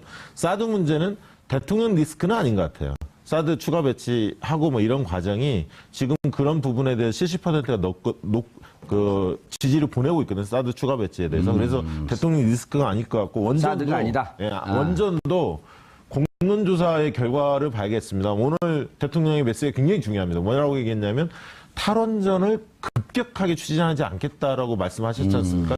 때문에 공론조사에서 어떠한 형태가 결론이 나오더라도 그 제3의 방향 형태로 도출될 가능성이 있을 것 같습니다. 제가 볼 때는. 그래서 그런 측면에서 본다면 탈원전 가지고 지금 보수층이 굉장히 공격을 했었는데 실제로 본인은 대선 당시에 원전 신고리 오리코기 중단을 공약화했지만 그것이 상당 부분 진척이 돼 있었기 때문에 공사가 이거를 공론화에 붙였다라고 이야기를 하거든요. 때문에 그 원전과 관련해서도 비판 부분들이 상당히 어떻게 결론이 나오더라도 수그러들 가능성이 있어서 큰 타격은 아니다 이렇게 봅니다. 알겠습니다. 정 기자님 앞으로 네. 그 전말 어떻게 보세요? 뭐 두 분의 전문가 분들께서 예. 말씀을 해주셔가지고 뭐 제가 이렇게 특별히 첨언을 할 게 있나 뭐 그런 생각이 좀 드는데. 기자들 사이의 분위기나 이런 게 전혀 없나요? 뭐 기자들 사이에서는 뭐 일단 뭐 어떤 기자냐에 따라서 좀 많이 다르겠죠. 아무래도 뭐 보수 언론이라고 지칭되는 쪽에서 보는 시각하고 그다음에 또 뭐 진보 언론이라고 지칭되는 쪽에서 보는 시각하고 좀 많이 다르기 때문에 네, 뭐 어쨌거나 좀 보수 언론에서는 계속 아까 좀 말씀하셨듯이 뭔가 이게 뭐 문재인 정부의 약점고리가 될 것 같다라는 뭐 안보라든지 뭐 사드 뭐 원전 이 부분을 계속해서 좀 자극을 하고 있는 거고 네. 뭐 진보 쪽이라는 언론에서는 또 이 부분에 또 좀 전혀 다른 얘기를 또 하고 있는 거고 예. 그렇기 때문에 뭐 어떻게 뭐 기자 세계에서 뭐 통틀어서 좀 이렇게 전망하고 있다라고 보기에는 좀 어려울 것 같습니다. 알겠습니다. 자, 문재인 대통령 출범 100일을 맞이했습니다. 진영을 떠나서 전체적으로 70% 중반대의 지지율을 100일 동안 유지하고 있습니다. 앞으로 지지율이 떨어질 것이냐 아니면 계속 유지할 것이냐 라는 문제도 중요하지만 어떻게 국민들이 단합되고 합의된 마음으로 위기에 처한 경제, 안보, 사회 이런 문제를 함께 해결해 나가서 정말 사람답게 살 수 있는 세상을 차근히 만들어 나갈 것인가. 그리고 그 선장으로서 문재인 대통령의 역할을 잘할 것이냐 하는 것에 대한 관심이 더 높을 것 같습니다. 8월 17일 목요일 정봉주의 품격시대 두 번째 이슈 들어가겠습니다. 그렇게도 오고 싶었던 청와대 문이 이렇게 쉽게 열릴 줄 몰랐다. 세월호 참사 유가족들이 어제 청와대에서 문재인 대통령을 만나 이렇게 말했습니다. 문 대통령의 진심 어린 사과를 듣고 많은 유가족들이 눈물을 흘렸는데요. 어제는 세월호 참사의 진상이 무엇인지 제대로 밝혀내야 한다는 기대 속에 강력한 권한을 가진 2기 특조위가 추진될 예정입니다. 1기 때와는 어떻게 다를지 이 문제와 관련해 세 분과 함께 말씀 나눠보도록 하겠습니다. 정상근 미디어오늘 기자 자리 지켜주고 계시고요. 어제 청와대에서 문 대통령을 만나고 오셨죠. 4.16 가족협의회 진상규명 분과장을 맡고 계신 고 장준영 군의 아버지 장훈 씨를 모셨습니다. 안녕하십니까. 예. 자, 세월호 변호사라 불리는 박주민 더불어민주당 의원도 자리하셨습니다. 네, 안녕하십니까. 예. 어제 가족들하고 1시 반서부터 한 3시 반까지 2시간 동안 만났는데 오늘 뭐 보도가 많이 됐지만 분위기를 어떻게 보셨나요? 뭐 아무래도 뭐 대통령도 뭐 목이 메어서 말을 못할 네. 정도로 네, 그런 좀 분위기였고 뭐 유가족분들도 뭐 눈물을 많이 흘리셨다고 하고 네, 뭐 침통한 마음은 뭐 국민 여러분 모두가 좀 갖고 계실 것 같기도 한데 뭐 그럼에도 불구하고 그래도 대통령이 3년 4개월 만에 참사에서 이제 구조 실패에 대한 책임을 좀 사과를 하셨다는 부분에선 또 어느 정도 또 희망적이기도 하고 좀 여러 가지 감정이 복합이 된 상태에서 좀 지켜봤던 것 같습니다. 예. 사실 어제 그 사과를 문재인 대통령보다 전임 대통령한테 들었어야 되는 사과죠. 그렇죠. 예. 그리고 그때 당시 그렇게 3년 동안 만나달라 그래도 외면했던. 감회가 많이 깊었었겠어요? 많이 우셨어요? 허탈했어요. 여기 들어오는 게 이렇게 힘들었나. 근데 한편으로 또 고맙기도 하더라고요. 문재인 대통령께서. 예. 우리 가족들 허심탄회하게 만나주시고, 안아주시고 하는 모습을 보고 많이 울었죠, 저희도 또. 이게 좀 상징성이 있는 거잖아요. 대통령님이라는 그분이 우리한테 신경을 쓰고 있구나. 예. 우리를 생각하고 있구나. 잊어먹지 않고 있구나. 이런 상징성 때문에 저희가 박근혜 전 대통령 시절에도 그렇게 만나달라고 했던 이유가 뭐냐면 그 상징성을 좀 보여달라는 거였거든요. 예. 근데 3년 넘게 싸워서 이제 들어갔다 왔네요. 예. 4월 16일 당일도 7시간 동안 뭐 했냐 이렇게 물어볼 때 심지어는 대통령이 그때 당시 이제 그 새누리당에선 대통령이 직접 가서 현장에 가서 구조해야지 직성이 풀리겠냐 이런 얘기까지 나왔어요. 대통령도 현장 가서 구조하라는 얘기가 아니었었잖아요. 그럼요. 저희는 정말 사고라고 하면 사고 예. 책임자가 누군지 또 아까 구조 실패라고 지금 정상근 기자님께서 말씀하셨지만 저희 가족들은 구조 실패라고 얘기하지 않거든요. 구조 방기라고 하거든요. 구조하는 흔적이 없어요. 구조를 했다면 구조 실패라고 하면 뭔 좀 고난이 있어야 되잖아요. 예. 사전적 의미의 실패는 어떤 고난들이 있어서 이 일을 못해야 실패가 되는 건데 하려고 하는 와중에 하려고 노력을 했어야 되는데 이건 구조를 아예 손을 놓고 있었거든요. 그렇기 때문에 저희는 그 부분에 대한 문제 제기를 했고 여기에 대한 책임자의 책임지는 모습이 필요하다. 그리고 저희 가족들은 박근혜 대통령이 7시간 동안 뭐 했는지 궁금하지 않아요.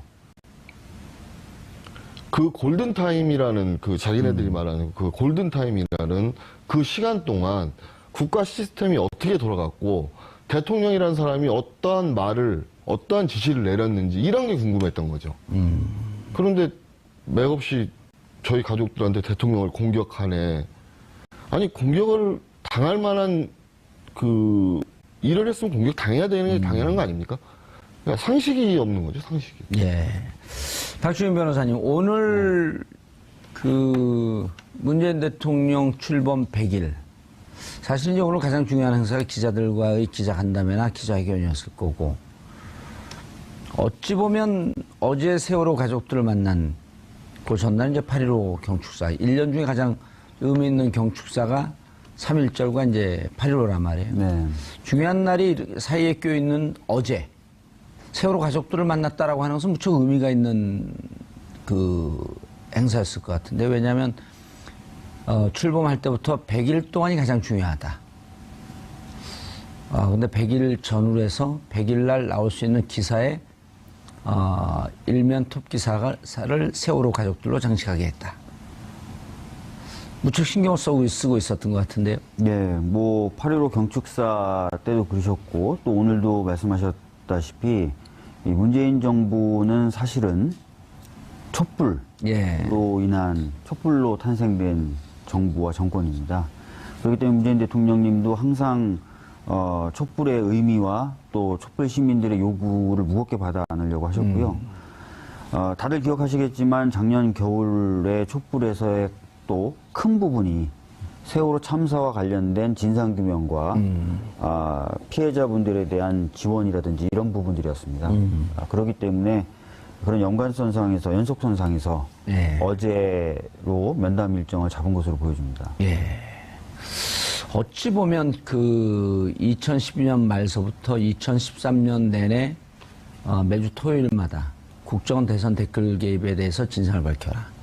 그리고 그해 10월에 사이버사령부도 댓글에 개입했다라고 하는 얘기가 나오면서 1년 내내 댓글 문제로 시끄러웠었잖아요. 네. 그리고 정부는 그거에 대해서 이런 방구 답변도 안 하고. 그러다가 이제 한 1년, 취임 1년 조금 넘었을 때 세월호 참사가 발생이 됐는데 3년 동안 그 세월호 가족들이 매주 광화문에서 많은 시민들과 이 진상을 요구하면서 그 광화문 현장을 지켰던 게 어찌 보면 그 힘이 그대로 촛불로 연결됐던 거 아니냐. 그렇습니다. 뭐 아시다시피 방금 말씀하셨던 것처럼 세월호 가족분들은 물러섬이 없으셨죠. 예. 다른 여러 사건들이라든지 참사가 많았지만 또 그분들도 많은 고생하셨지만 특히나 이제 세월호 가족분들은 본인들도 그랬을 뿐만 아니라 시민분들하고 잘 힘을 합쳐서 물러섬이 없으셨던 거. 예. 그런 것들이 어떻게 보면 지난 탄핵 정국의 하나의 도화선이 될 수 있었다고 보고요. 특히 이제 지난 4.13 총선 때도 총선에서 여소야대가 되니까 4.16 그 추모 인파가 훨씬 더 많아졌거든요. 광화문에 비가 옥수같이 오는 날 네. 광화문 전체를 꽉꽉 채웠었잖아요. 맞습니다. 그러면서 이 4.13 총선에서의 여소야대 국면도 사실은 세월호를 기억하는 분들의 힘, 저변에 걸렸던 힘이 작용한 것 아니냐라는 얘기가 나왔었거든요. 예. 그런 것들이 면면에서 이어져 왔던 것 같습니다.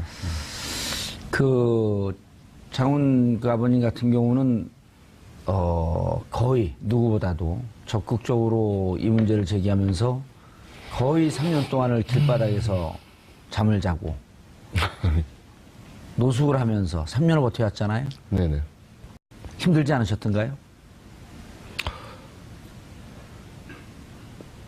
자식 문제, 자식이 먼저 갔는데, 자식을 잃은 아이비가 힘들다고 하면 안 되죠. 우리나라 모든 아버님들이 다 그렇게 예. 생각하실 건데, 이건 내 몸이 힘들거나 내 몸이 아프거나 해서 이게, 좀 쉬어야지 이런 차원을 넘어서는 거죠. 자식 문제이기 때문에. 예. 제가 너무 보수적인 생각을 갖고 있는 건지 몰라도, 저희 그 유가족 대부분이 아마 그럴 겁니다. 자식 문제인데 어떻게 아플 수 있어? 자식 문제인데 아파도 나가야지. 자식 문제인데 내 자식 일인데. 이거 하나만 보고 온 거예요, 여태까지. 예. 박 의원님, 네. 그 문재인 대통령이 이제 아까 뭐 여론조사 전문가들도 이제 그런 얘기를 했지만 좀 답답하다. 후보 시절에. 그리고 감성 표현이 좀 없고 너무 이성적인 거 아니냐. 이런 비판들이 꽤 많았었어요. 그런데 이제 저희가 대선 와중에 세월호 가족들을 만날 때 보고 또 이제 지난해 올해죠. 선거 와중에 세월호 참사 3년을 만났을 때, 네. 3주기를 맞았을 때, 그때 그 추념사를 하는 걸 보면서, 추모사를 하고 그런 걸 보면서, 저분 저렇게 이 세월호 문제를 슬피 기억하고 있구나. 그럼 어제도 보면은, 평상시 보였던 감정과는 다르게, 이 문제를 저렇게 깊이 누구에게도 노출시키지 않고 가슴속 깊은 곳에서 슬퍼하고 있었구나. 이런 걸 좀 보였어요. 네, 뭐 말씀하셨던 것처럼 문재인 대통령님은 후보 시절에도 예. 목포를 여러 차례 방문하셨었고, 팽목도 방문하셨었고, 그리고 우연히 제가 본 영상인데 그 여사님과 같이 부산에서 시장에 가가지고 이제 물고기 사는 영상이 나온 적이 있었어요. 예. 근데 많은 분들이 주목을 한 것은 그때 여사님이 잔소리하거나 이런 것에 꼼짝없이 당하는 모습, 그게 재밌다고 많은 분들이 재밌어 하셨는데, 예. 그 영상 속에 보면 노란 세월호 배지를 달고 계십니다. 그 정도로 평상시 일상생활에서 항상 세월호를 기억하려고 하셨던 것으로 보여지고요. 실제 제가 만나 뵀을 때도 그런 부분이 충분히 느껴지셨던 거죠. 예. 그래서 이제 당선되는 날에도 세월호 가족분들을 만나셨고, 그 이후에도 이제 원래는 좀 더 빨리 가족분들을 만나려고 하셨었거든요. 예. 그런데 이제 외교적인 일정 때문에 좀 늦춰진 면도 있는데, 그리고 시신인양이 다 되면 만나려고 원래 했다, 그렇게 하실 그렇게 생각이었죠. 말씀하셨죠. 예. 그런데 이제 말씀하신 대로 100일이 더 지나가기 전에는 무조건 만나야 되니까 이제 어제로 이제 계속 만나셨는데, 항상 느끼는 게 잊지 않고 간직하고 계시다라는 것들을 잘 알 수 있었습니다. 예. 알겠습니다. 정상 기자님, 그런데 어쨌든 제일 중요한 건 이제 진상은 3년이 지났는데도 하나도 이루어진 게 없어요. 네. 세월호도 인양이 됐지만 그 이제 일기조사위가 제대로 제대로 활동을 하지 못하다 보니까 네. 이거 막히고 저거 막히고 그러면서 진상을 못 찾은 거거든요. 네. 2기 어떻게 준비돼 가고 있죠? 박주민 의원님께서 법안을 발의를 하셔가지고 가장 잘 아실 것 같은데, 이제 환경노동위원회에서 그 가장 빨리 처리해야 될 안건으로 선정이 됐다라고 얘기를 좀 들었었어요. 예. 게다가 이제 문재인 대통령께서 어제 세월호 유가족분들을 좀 만나면서 또 2기 특조위가 국회에서 처리가 되는데 본인도 할 수 있는 역할을 하겠다 이렇게 말씀하셨었고, 근데 앞으로 지금 1기 세월호가 그때 박근혜 정부 캐비넷에서도 문건이 발견이 됐지만 사실상 정부의 조직적인 방해로 부산이 그랬죠. 됐다라고 예. 볼 수밖에 없는 그런 정황들이 많기 때문에, 처음에 이제 이 특조위가 만들어졌을 때 수사권 기소권 문제를 놓고도 정말 소모적인 논쟁이 좀 많이 있었었고요. 네, 그래서 2기는 좀 박주민 의원님께서 발의하신 대로 예. 네, 이렇게 진상 규명을 할 수 있는 특조위가 좀 구성이 돼야 할 것으로 좀 보이고 있습니다. 알겠습니다. 박 의원님, 네. 또 변호사시니까 검찰 인사 때 당시 광주지검장이었던 변찬호 지검장, 네. 내부적으로 검찰총장 소리도 한때 흘러나오고 그랬었는데요. 그때 이제 수사과장인가 부장인가 윤대진 검사. 네. 윤대진 검사가 지금 1차장으로 올라왔나요? 네. 예, 중앙지검 1차장. 그러면은, 댓글도 댓글이지만 어쨌든, 당시 세월호 문제에 대해서 외압을 행사했던 우병우 청와대.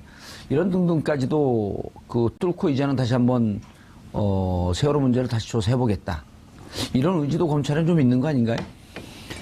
실제로 이제 대통령께서 얘기하셨던 게, 국회에서 이제 신속처리 안건으로 지정됐던 진상규명법이 이제 통과가 되면, 예, 11월이죠? 예, 11월 20일 날로 기간이 만료되면서 예. 자동적으로 본회의에 올라가는데, 오늘 수석들 간의, 원내 교섭단체 수석들 간의 합의로는 23일 날 본회의를 열기로 돼 있기 때문에, 23일 날 이제 본회의 상정이 되게 돼 있습니다. 예. 그래서 이제 그게 통과가 되면은 그 특별위원회가 신속하게 활동할 수 있도록 정부 차원에서 미리 다 준비를 한다든지 하는 협조를 다 하겠다라고 말씀을 하셨고, 또 하나는 만약에 그게 안 되거나 좀 어려움을 겪으면 정부 차원에서라도 나서서 철저히 진상규명 하겠다라고 이야기를 한 것입니다. 그렇죠. 그게 원래 정부 차원에서 안 됐기 때문에 국회에서 하자라고 제안했던 거 아니에요? 당시 네, 맞습니다. 정부, 그래서 박근혜 정부에서 반대했기 때문에. 예, 그 정부 차원의 조사라는 부분에는 당연히 검찰 수사도 포함되는 것이죠. 알겠습니다. 어떻습니까? 지금 진상조사분과위원장 맡고 계시잖아요. 네. 그럼 이제 몇 가지 과제에 대한 요구사항들이 있을 텐데요. 그때 일기 때는 이렇게 문제가 있다라고 하는 것이 드러난 정도지 뭔가 해결된 게 하나도 없었지 않았나요? 그렇죠. 예. 문제를 밖으로 표출시키지도 못했죠. 예. 대부분 그냥 묻혀버리는 수준으로, 묻어버리는 수준으로 그 일기 특주위를 만들어버렸죠. 예. 박근혜 정부에서. 지금 같은 경우는 오히려 이제 선택의 여지가 넓어졌어요. 만약에 국정 진상조사 특위가 국회에서 만들어지게 되면 지금은 이제 뭐 수사권 기소권이 굳이 필요 없더라도 검찰이 이 부분에 대해서 강력한 뜻이 있으니까 이러이러한 문제에 대해서 검찰을 고발을 한다든지 하면 검찰에서 또 수사를 할 것이고, 그래서 전보다는 이제 무척 환경이 좋아졌는데 그럼에도 불구하고 포인트는 여기에 맞춰야 된다. 진상조사요. 예. 저희 가족들이 법으로 만드는 이기 특조위를 예. 주목하는 이유가 뭐냐면 예. 다른 게 아니고 정권은 바뀌었어도 정부는 안 바뀐다는 거죠. 아하. 정권은 바뀔 수 있어도 정부는 바뀌지 않습니다. 저희가 싸워야 될 적은 박근혜 전 대통령을 비롯한 이런 세력들이 아니고 지금 탄탄하게 지금 짜여 있는 네, 또 아래 트고 있는 부처 실무자들. 그렇죠. 아하. 그 일명 해피아라든지 예. 이런 사람들하고 저희가 싸워야 될 거거든요. 그런다고 해서 정부에다 무조건 맡겨놓을 수가 없는 거예요. 왜냐하면 정부도 여기 자유로울 수 없어요.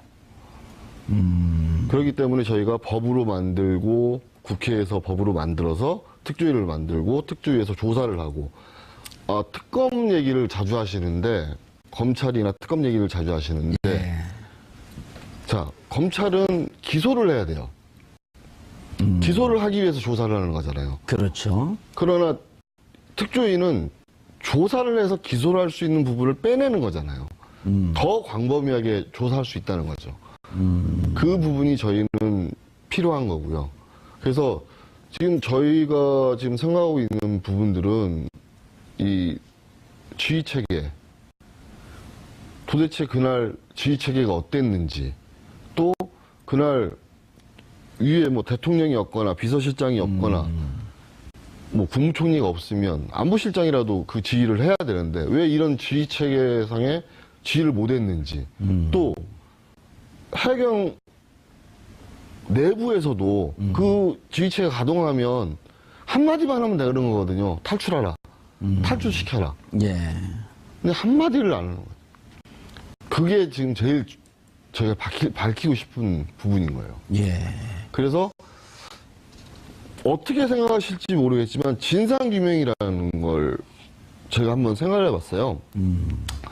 진상규명이라는 건 가장 보수적인 시각에서 가장 보수적인 방법과 가장 보수적인 그 논리들로 가장 보수적인 사람들도 인정할 수 있어야만이 이게 진상규명이라고 생각을 하거든요.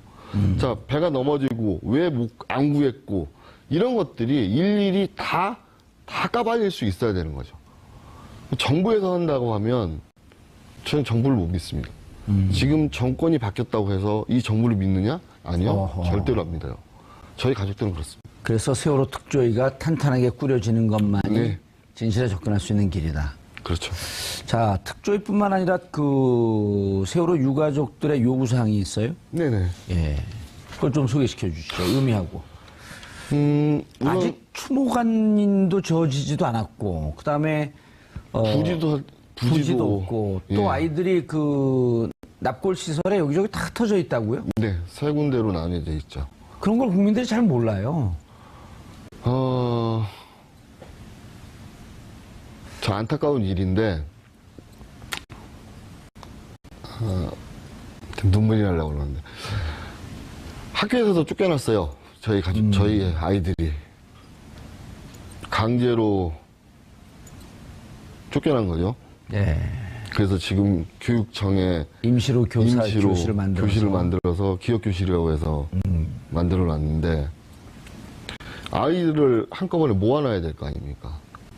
모아놓을 시설이 혐오 시설이라고 생각되는 그런 일부 몰지각한 분들이 계시더라고요. 그래서 저희가 다 지하로 넣고 뭐 저희 계획은 예. 뭐 밑그림은 다 지하로 넣고 다 공원화하겠다 했는데도 반대를 해요. 그 옆에 산업박물관이 들어오는 건 반대를 안 하더라고요. 공원인데 거기 화랑유원지라고 해서 공원이거든요. 공원 부지죠. 공원 부지에 산업박물관이 들어오는 건 반대를 해야 되는 거거든요. 원래는 저희는 안전공원이 들어오는 거예요. 안전체험관이랑 뭐 저희 그 세월호에 관한 이런 추모 시설도 들어오지만 그 외에 그 시설들이 더 많이 들어오거든요. 아, 이게 안전불감증에서 시작된 거기 때문에 그렇죠. 우리가 공원의 이름을 안전공원이라고 네. 하겠다. 아하. 그래서 저희는 세월호를 보존시켜달라고 하는 요구도 거기서 시작되는 거예요. 세월호 그 돈 많이 들고 그 고설덩어리 왜 보존시켜 이런 얘기도 하겠지만 천안함 안보 관광시키잖아요.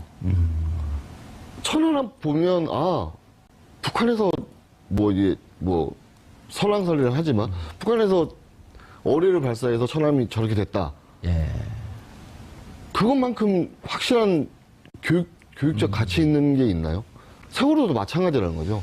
안전불감증에 대한 가장 큰 교훈을 줄 수 있는 게 세월호 선체라는 거죠. 그 선체를 보존시켜달라는 거고요.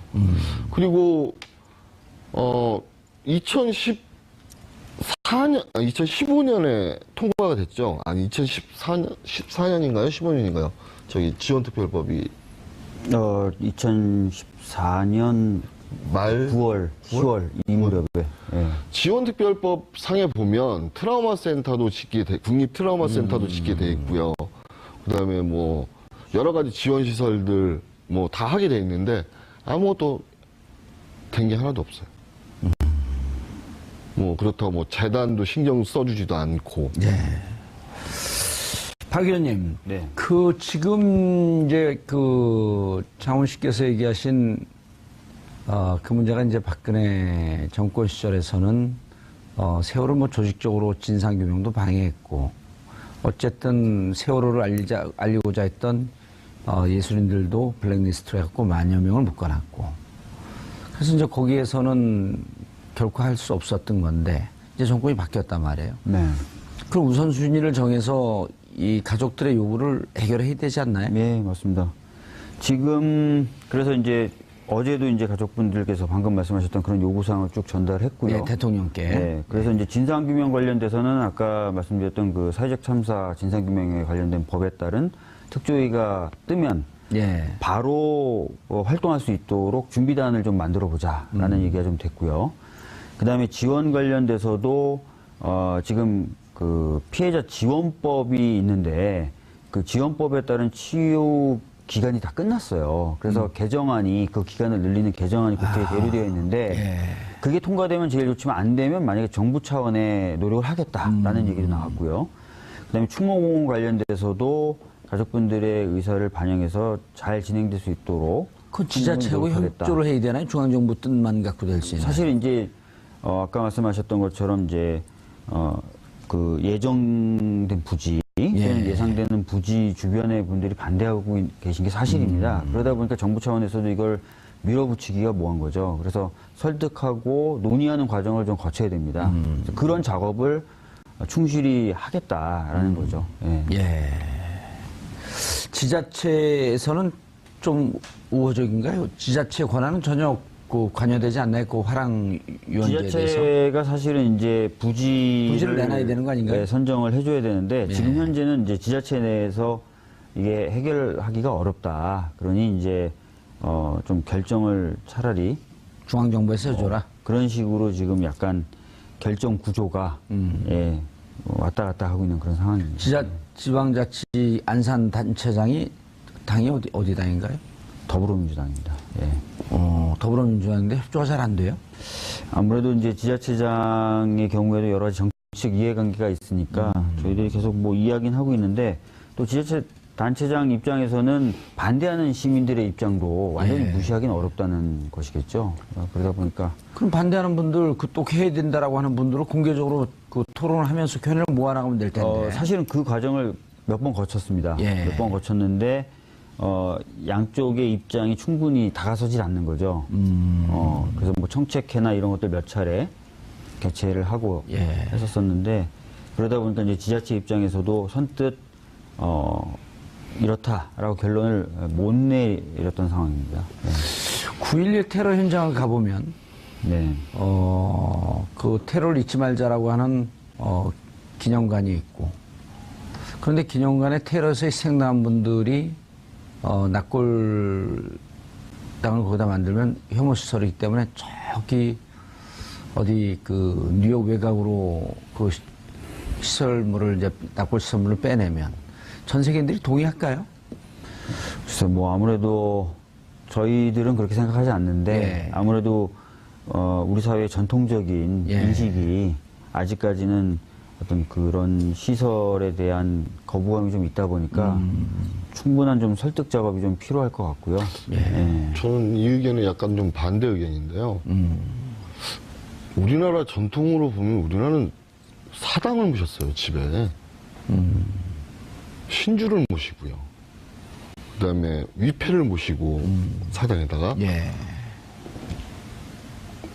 이게 우리나라 원래 국민성인데, 지금 좀 죄송한 표현이지만, 거기에 오셔가지고 소리 지르시고 하시는 분들 보면, 대부분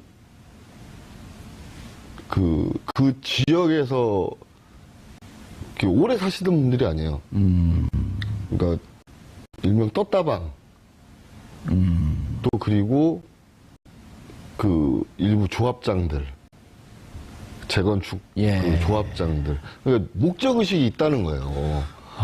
저희가 느끼기에는. 그래서 아니 왜 도대체 그럼 대화를 해야 되잖아요. 저희하고. 대화 자체를 안 하려고. 아, 해요. 가족들은 대화를 원하는데 예. 그분들은 막무가내로 그냥 소리만 치고 쫓아오면 없어지고. 진짜 떴다방이네요. 그리고 또 지금 지자체 말씀을 하셨는데 이거 뭐 안산시장님 이 방송 보시면 나 뭐라고 할 텐데 지자체장께서 의지가 좀 보이질 않아요. 그러니까 4.16 안전공원이 안산에 들어서야 되는 충분한 이유가 있는데 당위성도 있고 논리도 충분하고 또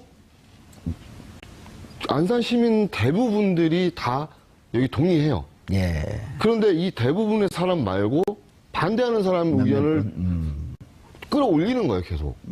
저희가 보면 도대체 왜 저러지? 하는 그런 경우들이 좀 있어요.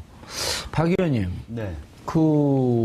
저도 이제 들어올 추모공원, 안전공원 들어올 자리를 이제 잘 아는데 그게 주택가 한복판에 있는 것도 아니고 넓은 공원의 한 귀퉁이 아니에요? 예, 사실은 현재는 이제 그렇게 돼 있는데 반대하시는 분들의 주장은 그 인근이 곧 개발이 될 것이라고 보시는 거고요. 그래서 그 개발을 전제로 해서 그쪽에 토지나 주택을 매입하셨다는 거예요. 그래서 자신들의 어떤 재산권 보호 측면에서 방금 이제 말씀하셨던 그런 봉안 시설 같은 경우가 들어오게 되면은 어렵다. 예. 그래서 그런 부분에 대해서 반대한다라는 것이 그분들의 입장입니다.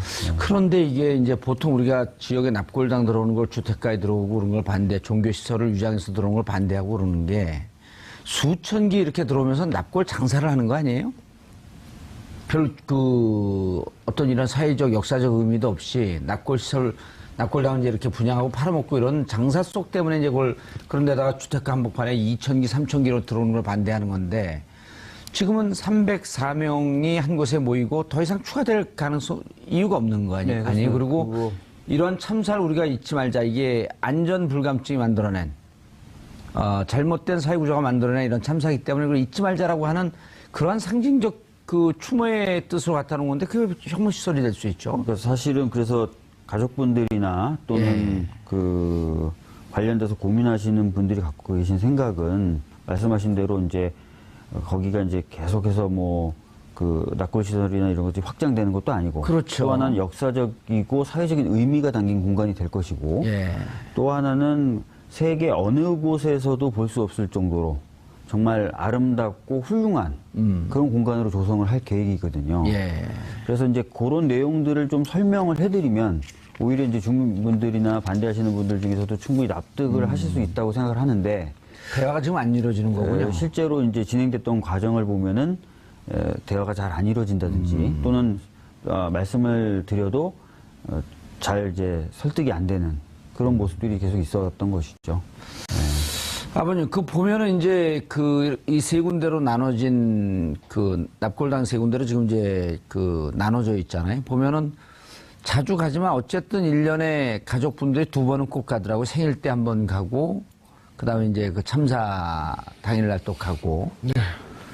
갈 때마다 이렇게 심장이 찢어지는 듯한 느낌을 갖는 게 여기저기로 뿔뿔이 흩어져서 그 아이들만이라도 좀 같이 있었으면 하는 그 바람이라는 게 그렇게 어려운 건가요?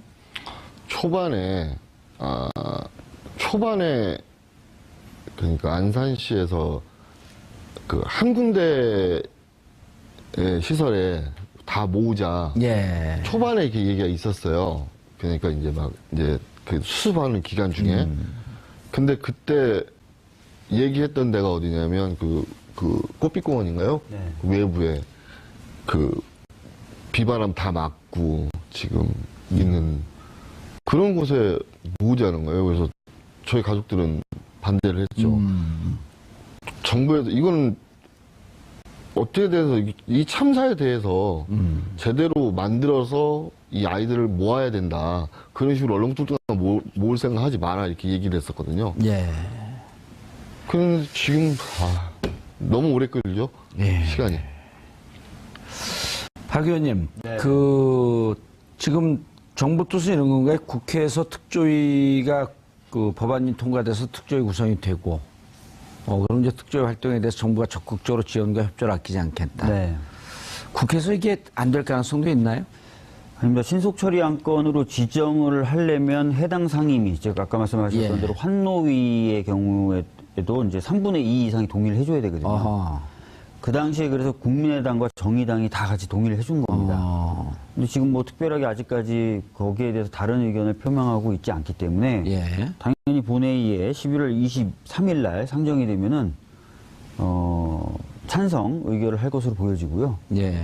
그렇기 때문에 통과가 안 될 가능성은 없다고. 이게 무슨 국회 선진화법 이런 거에 걸리는 건 아니죠, 이거는? 이게 이제 아시다시피 국회 선진화법 때문에 사실상 180석이 있어야 본회의에 상정을 할 수 있습니다, 예. 법안이. 근데 180석이 없어도 상정할 수 있는 예외적인 트랙이 2개가 있는데 패스트 트랙이 이거고, 하나가 패스트 트랙, 신속처리 안건 지정이고 또 하나가 의장의 직권상정. 직권상정. 근데 의장의 직권상정은 저희가 설득했지만 실패해서 유일하게 남은 신속처리 안건 지정이란 방법을 쓴 것입니다. 예. 국가 재난의 상황일 경우에만 직권상정한다. 이렇게 단수 조항이 있지 않나요, 의장? 전시 또는 그에 예. 준하는 예. 상황일 경우에. 예. 그러니까 이거는 패스트 트랙이라고 하는 제기를 찾은 거네요. 네, 그러니까 두 번째 방법인 패스트 트랙이라는 방법을 쓴 겁니다. 그리고 상임위에서 동의가 됐기 때문에 이제 본회의장 올라간 거고. 예. 그렇다고 한다면 과반수 출석에 예. 과반수 동의만 있으면 예, 통과될 수 있는. 통과될 수 있습니다. 여기도 그때 주장했던 수사권, 기소권 이런 게 들어가 있나요? 그러니까 수사권, 기소권이라는 것을 이 특조위 내부에 넣지는 않았습니다. 대신에 특별검사를 요청할 수 있게 되어 있는데 일기 특조위도 물론 특별검사를 요청할 수 있었지만 예. 한계가 뭐였냐면 특별검사를 요청할 수 있는 횟수가 2번이었습니다. 그리고 특별검사를 요청하면은 국회가 의결을 해야 되는데 국회 의결이 국회의 재량에 맡겨져 있었습니다. 근데 이번 법은 무제한으로 특검을 요청할 수 있고 아하. 특검을 요청하면 국회가 그 요청에 기속돼서 의결을 해줘야 됩니다. 그리고 심지어는 특검 후보까지도 이 특별위원회에서 골라서 같이 요청을 할 수가 있습니다. 그럼 실질적으로 특조의 수사권이 거의 부속적으로 붙어있다고 왜냐하면 볼 수가 무제한 있네요. 특검이기 때문에 예. 특검을 요청하고 해서 특검을 계속 발맞춰서 가면 됩니다. 예, 알겠습니다. 청와대 캐비넷에서 세월호 특조위를 무력화하라 라는 문건이 나왔었어요. 네, 그랬죠. 무슨 전쟁하나요? 그러게요. 좀 황당한 좀 문건이기도 한데, 예. 네. 지난달 14일에 청와대 정무수석실에서 발견된 1,300여 건의 문건 중에서 네, 이렇게 뭐 세월호 특조위를 무력화를 하라 뭐 이렇게 지시하는 내용에 포함이 돼 있는 뭐 그런 문건도 같이 나왔었습니다. 예. MBC는 왜 여기 끼어 있어요, 근데? 뭐 아무래도 뭐 MBC가 뭐 세월호 참사를 좀 돌이켜 보면은 뭐 가장 처음으로 이제 맞닥뜨렸던 게 뭐 전원구조 오보 아니었었습니까? 이제 국민들이 그것이 오보라는 사실을 알고 굉장히 많이 충격을 받았는데 예. MBC에서 목포 MBC에서 그때 당시에 전원구조가 아니다라는 보고를 올렸는데 그 서울의 MBC에서 그거를 묵살했다 뭐 그런 지금 얘기가 좀 나오고 있죠. 예. 알겠습니다. 아버님, 그 시간이 다 됐는데요.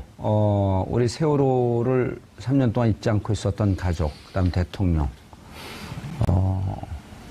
우리 시청자분들께 세월호 문제는 지금 이제 시작이다라고 하는 인사 말씀을 해주시기 바라겠습니다. 3년 넘게 잊지 않고 같이 분노하면서 같이 행동해 주신 우리 국민 여러분이 아니었다면 견디지 못했을 겁니다. 저희 가족들은. 예. 그런데 저희 가족들 옆에는 항상 국민 여러분들이 계셨고 국민 여러분들이 또 저희와 같이 아파하시고 분노하시고 행동해 주셨기 때문에 아마 지금 여태까지 버틴 것 같고요. 앞으로 이 진상규명에 대해서는 좀 더 냉정하게, 냉철하게, 예. 또 정말 누가 어떠한 일을 했는지를 밝히는 그런 일이 됐으면 하는 바람이 크고요. 예, 알겠습니다. 세월호 가족들이 3년 동안 광화문 광장을 지키지 않았으면 아마 지난 겨울에 1,700만이 모이는 그런 뜨거운 촛불이 없었을 겁니다. 그 촛불이 없었으면 문재인 정부의 탄생도 없었을 겁니다. 3년이 지났지만 세월호 가족들, 희생자 여러분들께 죄송한 말씀과 함께 이 광장을 지켜준 가족들에게 감사의 말씀을 드리면서 8월 17일 목요일 정봉주의 품격시대 어떤 단기적인 대책으로 어느 순간부터 해나갈 거냐라고 물어보니까 이거는 5년 내내 해야 되는 작업이다라고 말씀을 하시기도 하셨고요. 네, 그렇죠. 그런 거 보면은- 30년 된 뿌리를 뭐 하루 이틀 사이에 어떻게 뽑겠어요? 네, 그렇습니다. 아무래도 뭐 친일파는 지금 100년의 역사를 살아오고 있고 네, 이완용의 재산이 여의도 7배라는데 그거 그렇습니다. 뺏으려면 어떻게 해요? 뭐 하루아침 뺏겠어요, 그거를? 뺏기 어렵죠. 그 과거 이제 노무현 정부 때도 뭐 친일 재산 환수 오. 뭐 그런 일들이 좀 추진됐었는데 그럼 이완용 땅, 후손의 땅을 지지하는 거예요? 뺏기 어렵다는 건? 뺏기 어렵다는 것과 뺏어야 된다는 거는 좀 다른 차원의 얘기죠. 뺏어야 네. 된다고 생각하는 거죠? 아무래도 좀 환수를 해야 되지 않을까 뭐 그렇게 환수나 생각- 뺏는 거나 거기서 거기에요. 네. 멋진 말을 쓰려고 그래, 벼랑 안에. 있어 보일까 봐요. 네, 근데 뭐 어쨌거나 뭐- 뺏어야겠죠? 네, 예. 뭐 그렇습니다. 그럼 뺏어야 된다 그러면 환수를 해요. 환수는 본인이 하는 거고 뺏는 네. 것은 국민의힘으로 뺏어오는 거고. 예. 그렇습니다. 근데 무슨 뭐- 얘기하다 그렇게 했죠? 예. 뭐였죠? 그러니까 뭐 지금 문재인 정부에 뭐 자신감이 있다는 건데 예. 뭐 아무래도 뭐 높은 지지율 적폐청산, 때문이 적폐청산. 아닐까. 네. 네, 적폐청산 얘기도 있고요. 네. 뭐 처음에 문재인 대통령이 시작을 했을 때도 뭐 국민 성원들 덕분에 네, 이렇게 국정 운영이 혼란 없이 관리가 되고 있다 뭐 이렇게 얘기를 하신 거 보면은 아무래도 이번 좀 개혁에 있어서 예. 높은 지지율이 많이 도움이 되고 있는 것 같다라는 생각이 좀 듭니다. 역대 대통령 100일 지지율을 보면 김영삼 대통령이 제일 높아요. 83%. 네. 하나의 숙청, 금융실명제 네. 이런 등등이 컸겠죠 그때 당시에는. 그렇죠. 그 집권 후반기에는 이제 지지율이 좀 낮은 상태를 보였던 김영삼 전 6%. 대통령. 예. 근데 집권 초반 100일 당시의 지지율은 그래프에서 보시듯이 83%로 가장 높고요. 이명박 대통령은 21%예요? 그렇습니다. 왜냐하면 이제 미국산 쇠고기 바로 촛불 시위가 광우병. 있었죠. 네. 그래서 집권 초기에는 이명박 전 대통령이 가장 낮았고요. 오호. 집권 후반기에는 물론 이제 김영삼 전 대통령이나 아니면 또 노무현 전 대통령도 지지율이 좀 많이 떨어진 적이 있었는데요. 일단 문재인 대통령 지금 좌측에 회색으로 보시는 그래프는 한국 갤럽 그래프인데요. 갤럽만 보면은 대략 지금 70% 후반으로 나오고 있고 지금 오늘 발표된 다른 세 곳의 여론조사를 보면 80%를 넘는 수치인데 아무튼 82%까지 나온 지지율도 제가 오늘 조간에서 봤는데요. 김영삼 전 대통령에 비해서 조금 낮은 정도. 두 번째 순위를 보이고 있고요. 뭐 그런 여러 가지 이제 이유가 있을 텐데 저희가 이제 TBS 의뢰로 조사한 결과가 있습니다. 취임 100일 문재인 정부를 긍정평가한 이유, 또 부정평가한 이유를 물었는데 부정평가 질문에서 하나도 없다라는, 부정평가할 것이 없다라는 의견이 33.5%로 가장 높게 나타났습니다. 오, 완벽하다. 네, 단점이 없다. 이야. 네, 단점이 보이지 않는다라는 응답이 가장 많이 나왔는데요. 더불어민주당 지지층은 51.2%가 단점이 없다, 찾아볼 수가 없다라고 응답을 했고요. 자유한국당 지지층은 이제 31%가 선심성 정책 과다 의견이 많긴 했습니다만 그쪽 한국당 지지층에서도 6.5%는 단점을 찾을 수 없다 이렇게 응답을 했고요. 국민의당 지지층도 13.7%가 단점이 없다. 바른정당 지지층도 13.9%가 단점을 찾아볼 수가 없다 이렇게 응답을 했습니다. 예. 그 다음으로는 이제 선심성 정책 과다. 민주당 지지층에서도 이 부분은 조금 13%로 전혀 없진 않았는데 아무튼 그 여러 가지 복지 정책과 관련된 예산의 문제는 모든 국민들이 조금 우려를 하고 있는 것으로 나타났고요. 긍정평가는 역시 서민, 약자 우선이라는 응답이 23%로 가장 높았는데요. 아까 그 박정우 대표님 말씀하셨지만 문재인 대통령이 세월호 가족들도 만났고 또 최근 들어서는 여러 가지 정책, 뭐 건강보험 강화 정책이라든지 부동산 대책, 예. 또 블라인드 채용 뭐 등등이 다 이제 서민 약자를 우선하는 그런 정책들이죠. 또 그다음에 그 세제 개편. 그렇습니다. 세제 개편도 상위 1% 구간. 네. 최저임금도. 네. 네. 그리고 이 탈권위 대통령이 참모들과 집권 초반에 커피잔을 들고 청와대를 산책하는 모습 등등 또 그 사저에서 이제 청와대를 옮기는 과정에서 주민들과 또 셀카도 찍고 또 김정숙 여사가 또 폭우 피해 지역 가서 직접 어려운 분들을 도와드리는 이런 모습들에 대해서 국민들이 많이 공감을 한 것 같습니다. 21.3%가 나왔고요. 그 다음에 이제 적폐청산과 관련된 응답이 18.5%로 뒤를 이었습니다. 이 지지도 관련해서 하나만 더 말씀드리면 오늘 이제 어제 오늘 발표된 것들 보면 YTN이 84.1% 나오고 중앙일보가 83.9, 문화일보가 83.8 이렇게 세 군데가 높게 나왔습니다. 예. 상대적으로. 그러니까 이제 김영삼 대통령이 83% 나왔으니까 대동소이한 수치입니다. 83, 84가 나왔으니까. 그리고 이제 김영삼 정권 때는 아무래도 언론이 그 정권의 눈치를 좀 많이 봤던 시기고 지금은 그런 시기는 좀 아니기 때문에 예. 그런 측면에서 상당히 이례적으로 높은 수치다. 지금 83%가 나오는 거는. 그리고 이제 김영삼 대통령 같은 경우는 취임 후 6개월, 7개월까지는 높은 지지율을 구가했습니다. 83%를. 그러다가 7개월 지나면서 59%로 뚝 떨어져요. 왜요? 아니, 이제 그 다음에 이제 여러 가지 문제들이 막 나타나면서 3%가 응답을 해서 실제 투표했던 것보다 한 20, 30%가 더 지금 높은 지지율이 예. 20, 30대도 나오고 있고요. 그럼 지금 투표를 하면 75%에서 80% 득표하고 그게 나올 수 있죠. 홍준표는 한 5%하고. 예, 우리가 여론조사 할 때 예. 그 충성도 질문을 던집니다. 그건 뭐냐면 지금 투표한다면 누구를 지금 찍겠냐? 투표한다면 누구를 찍겠습니까? 제 그 지지도라고 하는데 그 질문을 던져보면 대통령에 대한 어떤 충성도를 확인할 수 있죠. 만약에 오늘이 투표일이라면 다시 대선을 치러서 오늘이 투표일이라면 다음 중 누구를 지지하시는지 물어봅니다. 제 허접한 상상력이 의미가 있었네요. 네, 의미 있습니다. 그러다 보니까 문재인 대통령 지지율이 워낙 높으니까 사드 배치 문제도 처음에는 찬성 의견이 50% 미만이었다가 지금은 문재인 대통령이 70%가 나와요. 추진하면 70%가 넘는 그러니까 대통령 지지율이 지금 70%, 80% 안팎이기 때문에 문재인 대통령이 추진하는 어떤 정책도 국정 동력을 받아서 힘있게 추진해 나갈 수가 있는 거죠. 그런 저처럼 차원에서는 확고한 사람도 사드 배치 반대였었거든요. 네, 네. 근데 전 지금도 반대예요. 네. 근데 대통령이 그 메시지를 참 잘 던지시는 것 같아요. 뭐냐면 화두를 계속 끌고 나가는 게 뭐냐. 국가의 역할이 도대체 뭐냐. 국가의 존재 이유가 뭐냐. 국가의 의무가 뭐냐. 계속 던지시거든요. 그러면서 국가가 잘못한 거에 대한 진솔하게 사과하면서 어루만져주거든요. 그럼요. 그러니까 굉장히 그러니까 국민의 기본권을 강조하고 국민이 주권자임을 강조하면서 국가라는 게 왜 존재하는 거냐, 정부가 무엇을 하려고 하는 거냐라는 근본적인 근원적인 얘기를 계속 던지시니까 힘이 있는 것 같아요. 어제 세월호 가족들을 모셔놓고 사과하는 대목은 아베 총리가 좀 봤었어야 되는 거예요. 뭐냐면 세월호 때 대통령 아니었었거든요. 그렇죠. 그리고 세월호 때 책임이 없었거든요. 네. 근데 지금 와갖고 세월호 때는 박근혜 대통령 책임이었고 전 사과할 의무가 없습니다.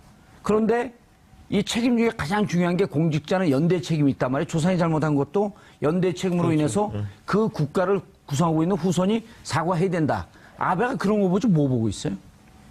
아빠가요? 예. 지지율이 낮아서 고민 많을 거구나. 스캔들이나 해갖고 딱 그냥 초등학교 부지나 몰래 살라 그러고. 아베에 대해서 오늘 영상 메시지 한번 보낼래? 아니, 싫습니다. 아베 무서워요? 아니, 일본에 또 우리가 여론조사 할 수도 있기 때문에. 아니 그런데 재밌는 분석이에요. 근데 이제 그러다 보면 아까 이제 청와대 5년 경험 이런 게 지금 대통령직을 수행하는데 무척 장점이었다. 그러면은 다음에 대통령 후보도 이제는 청와대 경험 있는 사람들이 하는 것이 맞다. 임종석, 조국, 전병헌 이런 사람들이 이제 대통령 하는 건가요?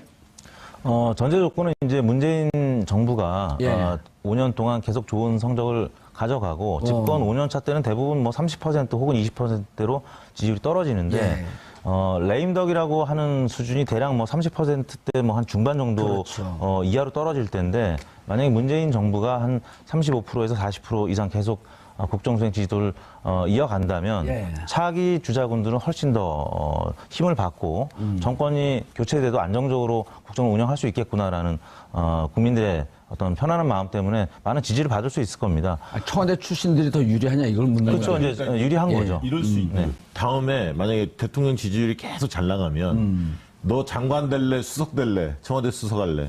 그러면 청와대 수석 갈 사람도 나올 수도 있다는 얘기죠. 왜냐하면 청와대 수석하면서 전방위적으로 보는 시각 자체가 그다음에 이제 커진다면 대선 또 출마하고. 아니 그럴 수도 있다는 게 그만큼 그런 자리가 차관급임에도 불구하고 수석이 그 각광 받을 수도 있다는 거죠. 예. 그러면은 지금 장관 나간 사람들이 후회하겠는데요? 아니 장관으로서 또 자기가 잘하시면 또 이번에 뭐 김현미 장관 같은 경우도 부동산 문제 굉장히 단호하게 처리하시면서 인기가 좀 높아지지 않았습니까? 하기 나름인 것 같습니다. 장관 생각 있으십니까? 장관요? 예. 호랑이하고 사자 한 물에 안 산다고 내가 맨날 그러잖아요. 예. 비선거권이 없으시죠? 그리고 공무담임권도 없어요. 장관 지명 못합니다 저는. 그러면 큰일 나요. 대통령 지지율 한 10%로 떨어져요. 자, 그런데 이제 사실 지금까지는 너무 이제 박근혜 전 대통령이 나름대로 이제 판을 흔들어 놨기 때문에 이걸 수습하는 단계에 있어서 특히 국민들이 대통령이 멀리 있었고 감정적으로 치유하는 이런 단계였다고 한다면 지금부터는 이제 과제들이 아주 묵직한 과제들만 남아 있잖아요. 부동산 문제도 그렇고 세제 문제 그렇고 사드 문제, 북핵 문제 이게 해결할 게 한두 개가 아닌데 이런 거 해결하면서 부딪히면서 지지율이 조금씩 꺾일 수도 있겠다. 그렇습니다. 이제 여러 가지 개혁 과제들을 안고 이제 100일 이후를 이제 보내야 되는데 개혁 과제에서 이제 적폐 청산의 대상이 되는 분들은 당연히 지지를 철회하겠죠. 그리고 본인 강하게 저항하겠죠. 네, 지역이나 아니면 본인의 어떤 계층과 반대되는 입장에 정책이 추진될 경우에는 뭐 지지율이 떨어져 나갈 수밖에 없습니다. 그런 차원에서 뭐 50%대 지지율 사실은 지키기가 어려운 것인데요. 지금 아무튼 70%대 이상의 지지율은 5년 동안에 임기를 잘 해주길 바라는 기대감이 이제 반영이 돼 있기 때문에 근데 기대는 조금씩 떨어질 수밖에 없죠. 근데 50%의 지지율을 계속 유지해 나가는 것이 일단 관건인데 50%? 네. 떨어지는데 그래서 이제 문재인 대통령도 사실은 6개월, 7개월 그 시점이 사실 연말 아닙니까? 연말. 예, 연말에 지지율이 어떨 거냐. 그 다음에 또 지방선거가 있고. 그래서 연말까지 지지율이 어떨 것이냐. 이 부분 뭐 뒤에 이따 한 번 더 짚어봐야. 시간이 얼마 안 남았어요. 그냥 바로 얘기해요. 그래요? 뒤에 짚어봐요. 그냥 바로 짚고 시간 남으면 좀 허접한 거 좀 짚고 네. 중요한 거 짚어야죠. 저는 뭐 일단은 지지도가 높은 이유 한마디 하고 이제 전망을 넘어가면 일단은 다들 해석하는데 대통령이 잘했다가 제일 많고 그다음 뭐 야당이 좀 질이 멸렬하고 박근혜 대통령이 워낙 못했기 때문에 기저효과가 있는 거 아니냐 이렇게들 해석하는데 좋습니다. 뭐 그 틀은 인정하는데 일단 국정기대감이 대선 후보 당시에 문재인 대통령이 별로 높지 않았거든요. 문재인 대통령이 촛불 시위로 됐지 문재인 대통령이 대통령 된 다음에 세상이 어떻게 바뀔까지 확신이 좀 없었거든요. 그런데 지금 보면 문재인의 신드롬, 재발견 이런 것들이 좀 이루어지고 있단 말이에요. 근데 박시영 부대표는 네. 책에서 네. 잘할 것이다 이렇게 책을 썼잖아요. 저는 책을 썼죠. 19대 대통령이라는 책이 안 책이. 팔렸죠. 잘 안 팔렸죠. 예측은 정확히 맞았는데. 근데 이제 왜 그러냐면 집권하자마자 보니까 일의 우선순위를 잘 알더라는 거예요. 맥을 잘 짚더라는 거예요. 5년 뭘 동안. 먼저 해야 하는지. 5년 동안 예습을 한. 그렇죠. 참여정부에 대해서 실패했던 경험도 있고 성공했던 경험도 있지만 그거를 잘 곱씹어 보신 것 같아요. 그러다 보니까 국정운영 노하우가 축적이 되면서 어떻게 보면 완급 조절을 굉장히 잘합니다. 그러니까 적폐 청산하는데 청와대가 전면에 안 나서고 부처나 기관이 나서게 하거든요. 후방 지원을 하면서 그러니까 말은 별로 안 나오게 하면서 실효성 있게 다가서거든요. 그렇죠. 원래 굉장히 일은- 현명하고 영리하게 대처하고 있다. 그런 느낌이 좀 들고요. 그다음에 야당이 못한다는 건 뭐 다 알고 계시니까 홍준표, 안철수 이런 지도급 인사들도 몰락을 했고 그다음에 이제 저는 이제 대통령 하나 바뀌면서 이제 국격이 좀 달라졌다라는 생각이 드는데 이런 얘기를 좀 드리고 싶습니다. 이미지 분석을 해보면 지난 대선 당시에 이미지 중에 4대 요소가 문재인 후보가 약점으로 지적된 게 4대 요소가 있습니다. 뭐였냐면 과감성이 좀 부족하다. 그러니까 신중하고 사람이 확 밀어붙이지 못한다. 추진력이 약하다. 이게 첫 번째 요소였고요. 두 번째 능수능란함이 부족하다. 유능함이 부족하다는 거예요. 그러니까 사람이 순수한데 능수능란하게 일을 잘 풀어가지는 못한다. 이런 이미지가 좀 있었거든요. 그다음에 좀 따뜻한 면이 조금 부족하다. 그게 세 번째인가요? 네, 세 번째였습니다. 마지막으로는 이성적인 느낌, 그러니까 감성에 좀 휘둘리는 느낌이 있다. 이게 균형감하고 관련이 있는 건데 이성적이지 못하다. 이런 인식들이 조금은 부족한 것으로 나왔었습니다. 당시 조사를 해보면. 근데 이게 불과 100일 만에 거의 다 극복이 됐습니다. 왜 그랬냐면 업무 지시를 처음에 취임하자마자 막 하지 않았습니까? 일자리위원회, 비정규직, 정규직화, 미세먼지 막 이런 것들을 지시를 하거든요. 법을 바꾸지 않아도 대통령이 시행령을 통해서 바꿀 수 있는 그렇죠. 것들을 먼저 팍 치고 나갔고 그다음 민생 이슈에 대해서 굉장히 드라이브를 걸면서 적폐청산 이런 걸 하면서 과감함과 유능함이라는 두 마리 토끼를 잡기 시작합니다. 과감하게 가고 그러면서도 능수능란함, 그게 유능함이거든요. 유능함 요소를 많이 형성했고 이런 과정에서 이제 시대정신이라고 얘기하는 경제 불평등 해소, 정의와 공정의 실현, 일자리 경제 3대 시대정신에 대해서 대통령이 그런 것들을 해결하는 모습을 보여줬고 두 번째는 뭐냐면 탈권위 소통 행보라고 하는 감성 정치를 통해서 따뜻한 이미지로 확보한 거예요. 아까 이제 좀 차갑다는 느낌이 들었는데 감성 정치를 하면서 따뜻함을 확보했고 마지막으로 균형감 이성적인 이미지는 외교 안보 문제와 인사를 다루면서 좀 균형감이 있다라는 느낌, 이성적이다는 느낌이 좋습니다. 그래서 저는 지금의 대통령 이미지는 아이디얼 타입이라고 하는 이상적인 이미지, 상에 상당히 대통령이 부합된 이미지로 나타나고 있다. 때문에 당연히 지지도가 높을 수밖에 없는 거죠. 왜냐하면 임기 초반에는 대통령의 자세와 국정 스타일을 중시하거든요. 뭐 성과가 바로 나오는 시기가 아니기 알겠습니다. 때문에 그렇기 때문에 지지도는 높을 수밖에 없는 거 아닌가 이렇게 생각이 듭니다. 이택수 네. 대표님, 조사는 여기서 했는데 말은 저쪽에서 더 많이 해요. 오늘은 윈지. 오늘은 윈지 코리아가 뭐 컨설팅 또 우리나라의 최고의 회사다 보니까 예, 둘이 서로 해석을 이렇게 아주 굉장히 쭉쭉 밀어주고 잘해주고 땡겨주고 하는 관계예요? 네, 여론조사 리얼미터 제일 잘합니다. 네. 그 여기서 여론조사 해갖고 쪽으로 던져주면 탁바닥 아니 근데 의미가 있는 얘기네. 그 네. 네 가지는 사람들이 다 이 불만이었었던 측면인데 네. 이게 집권하면서 극복이 되고 있다. 그러니까 그때 당시 지지하지 않거나 불안했던 사람들조차도 오히려 네. 반전의 매력을 느낀다. 그렇죠. 그 지난 대선 때 예. 취약 지역이나 계층을 좀 본다면 대구 경북에서 지난 대선 때 문재인 대통령의 득표율이 대구가 21.8, 경북이 21.7, 방송 3사에서 출구조사에서 집계한 내용인데요. 20%대 초반밖에 대구 경북에서 득표를 못했는데 아하. 지금 그 지역에서 43% 정도의 지지도가 나오고 있거든요. 자유한국당의 이제 지역 기반인 대구 경북에서조차 40%가 넘고 있고요. 예. 또 다른 연령대도 실제 득표율보다 훨씬 더 높은 지금 국정 수행 지도를 나타내고 있는데, 뭐 20대 같은 경우는 47%가 득표를 했는데 지금은 81.6%가 문재인 대통령이 잘한다고 응답을 하고 있고 30대는 83.4%. 이나 이제 해외 사절, 네. 그다음 조금 이제 그다음 무슨 장관들 임명장 줄 때 그다음에 이번에 청와대 있었잖아요, 진짜. 네, 세월호 뭐 가족들 이렇게 만났을 때 이런 어떤 상징적인 의미로 많이 쓰이는 장소인데 오늘 저는 뭐 형식도 좀 굉장히 파격적이었지만 사실은 내용이 더 의미가 있었다라고 내용이? 보였어요. 왜냐하면 네. 국정 현안에 대해서 막힘이 좀 없었잖아요. 본인이 어떤 주제가 나와도 소화가 가능하다는 걸 보여줬거든요. 그만큼 수석 보좌관회의부터 시작해서 어떤 계급장 띄고 토론하는 문화가 정착이 되다 보니까 대통령이 국정 현안을 조목조목 이해하고 있구나. 아주 디테일까지 다 꿰고 그런 있고. 어떤 신뢰를 좀 준 측면이 있다. 그렇게 보고요.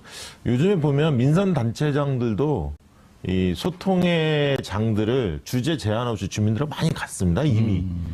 그 대통령이 당연히 그렇게 해야 하는 거라고 저는 보고요. 예. 우리 정치가 이제 좀 선진국 정치 문화를 좀 이제 따라가는 거 아니냐. 촛불 이제는 때문에 무척 정치가 발전했죠. 발전된 것 같아요. 이제 정당만 좀 바뀌면 될 것 같습니다. 그러니까 청와대는 좀 바뀌는 것 같고 정치 문화 자체가 대통령이 좀 솔선수범해서 정당이 아직은 조금 따라가지 못하고 있는데 정당이 좀 빠르게 정치 문화를 좀 바꾸는데 일조했으면 좋겠습니다.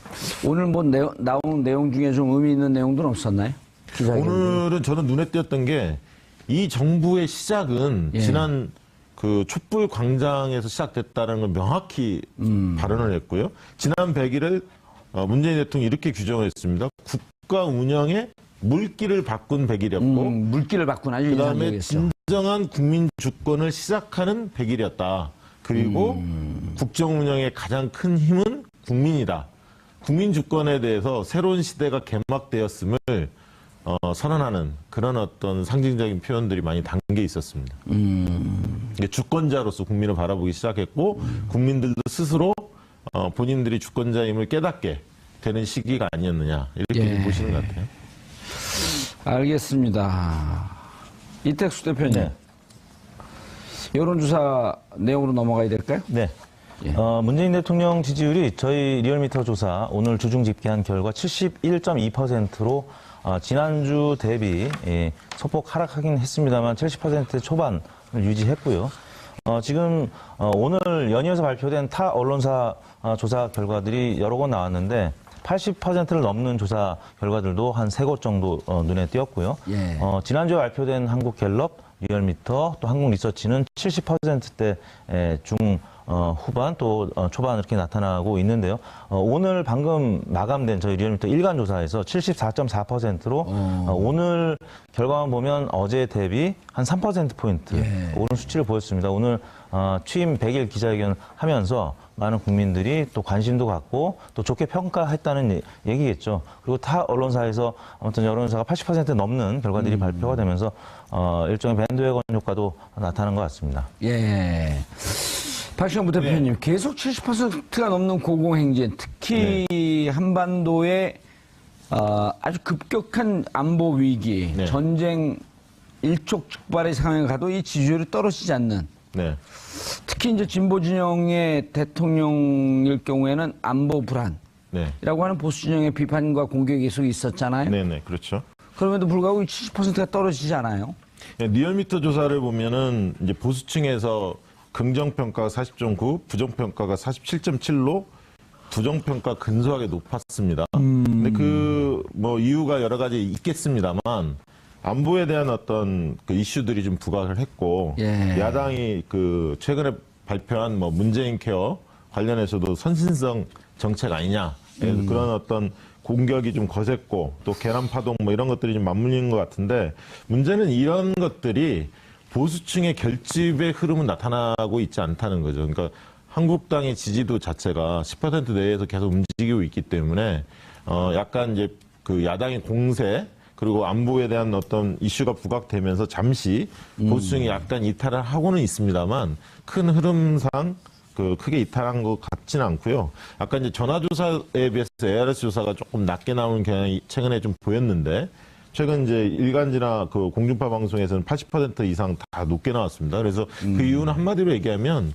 정치 저관여층, 중도층이나 무응답층들 이런 예. 저관여층들의 응답률이 상대적으로 ARS보다는 전화조사도 높습니다. 그러니까 소극적인 지지자들, 그러니까 국정에 대해서 정치에 대해서 관심이 좀 덜한 분들 이런 분들이 두텁게 대통령에 대해서 호감을 나타내고 있다. 국정에 대해서 긍정적인 시각을 예. 갖고 있다. 이게 좀 확인됐다 볼 수 있을 것 같습니다. 예. 정 기자님. 네.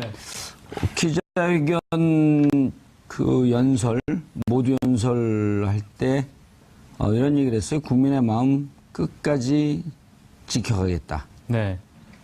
여러분과 어려움과 위기 잘 극복할 수 있다고 자신한다. 이러면서 지금 이제 시작을 했는데 네. 향후 5년 동안 국정 운영에 대한 자신감까지 내비쳤어요. 아, 네, 그렇죠. 네. 뭐 질의응답 과정에서도 뭐 어떤 기자분이 그러니까 적폐청산을 하는데 이거를 자, 오늘 청와대에서 취임 100일 기자회견을 했는데요. 네. 우리 정상근 기자는 청와대 출입은 아니죠. 네, 청와대 출입은 아닙니다. 미디어 오늘은 취재해온 기자들을 취재하는 기관이죠. 네, 맞습니다. 간접 취재. 그렇죠. 거의 뭐 기자들 적중률이 좀 떨어지나요, 그럼? 적중률이요? 예.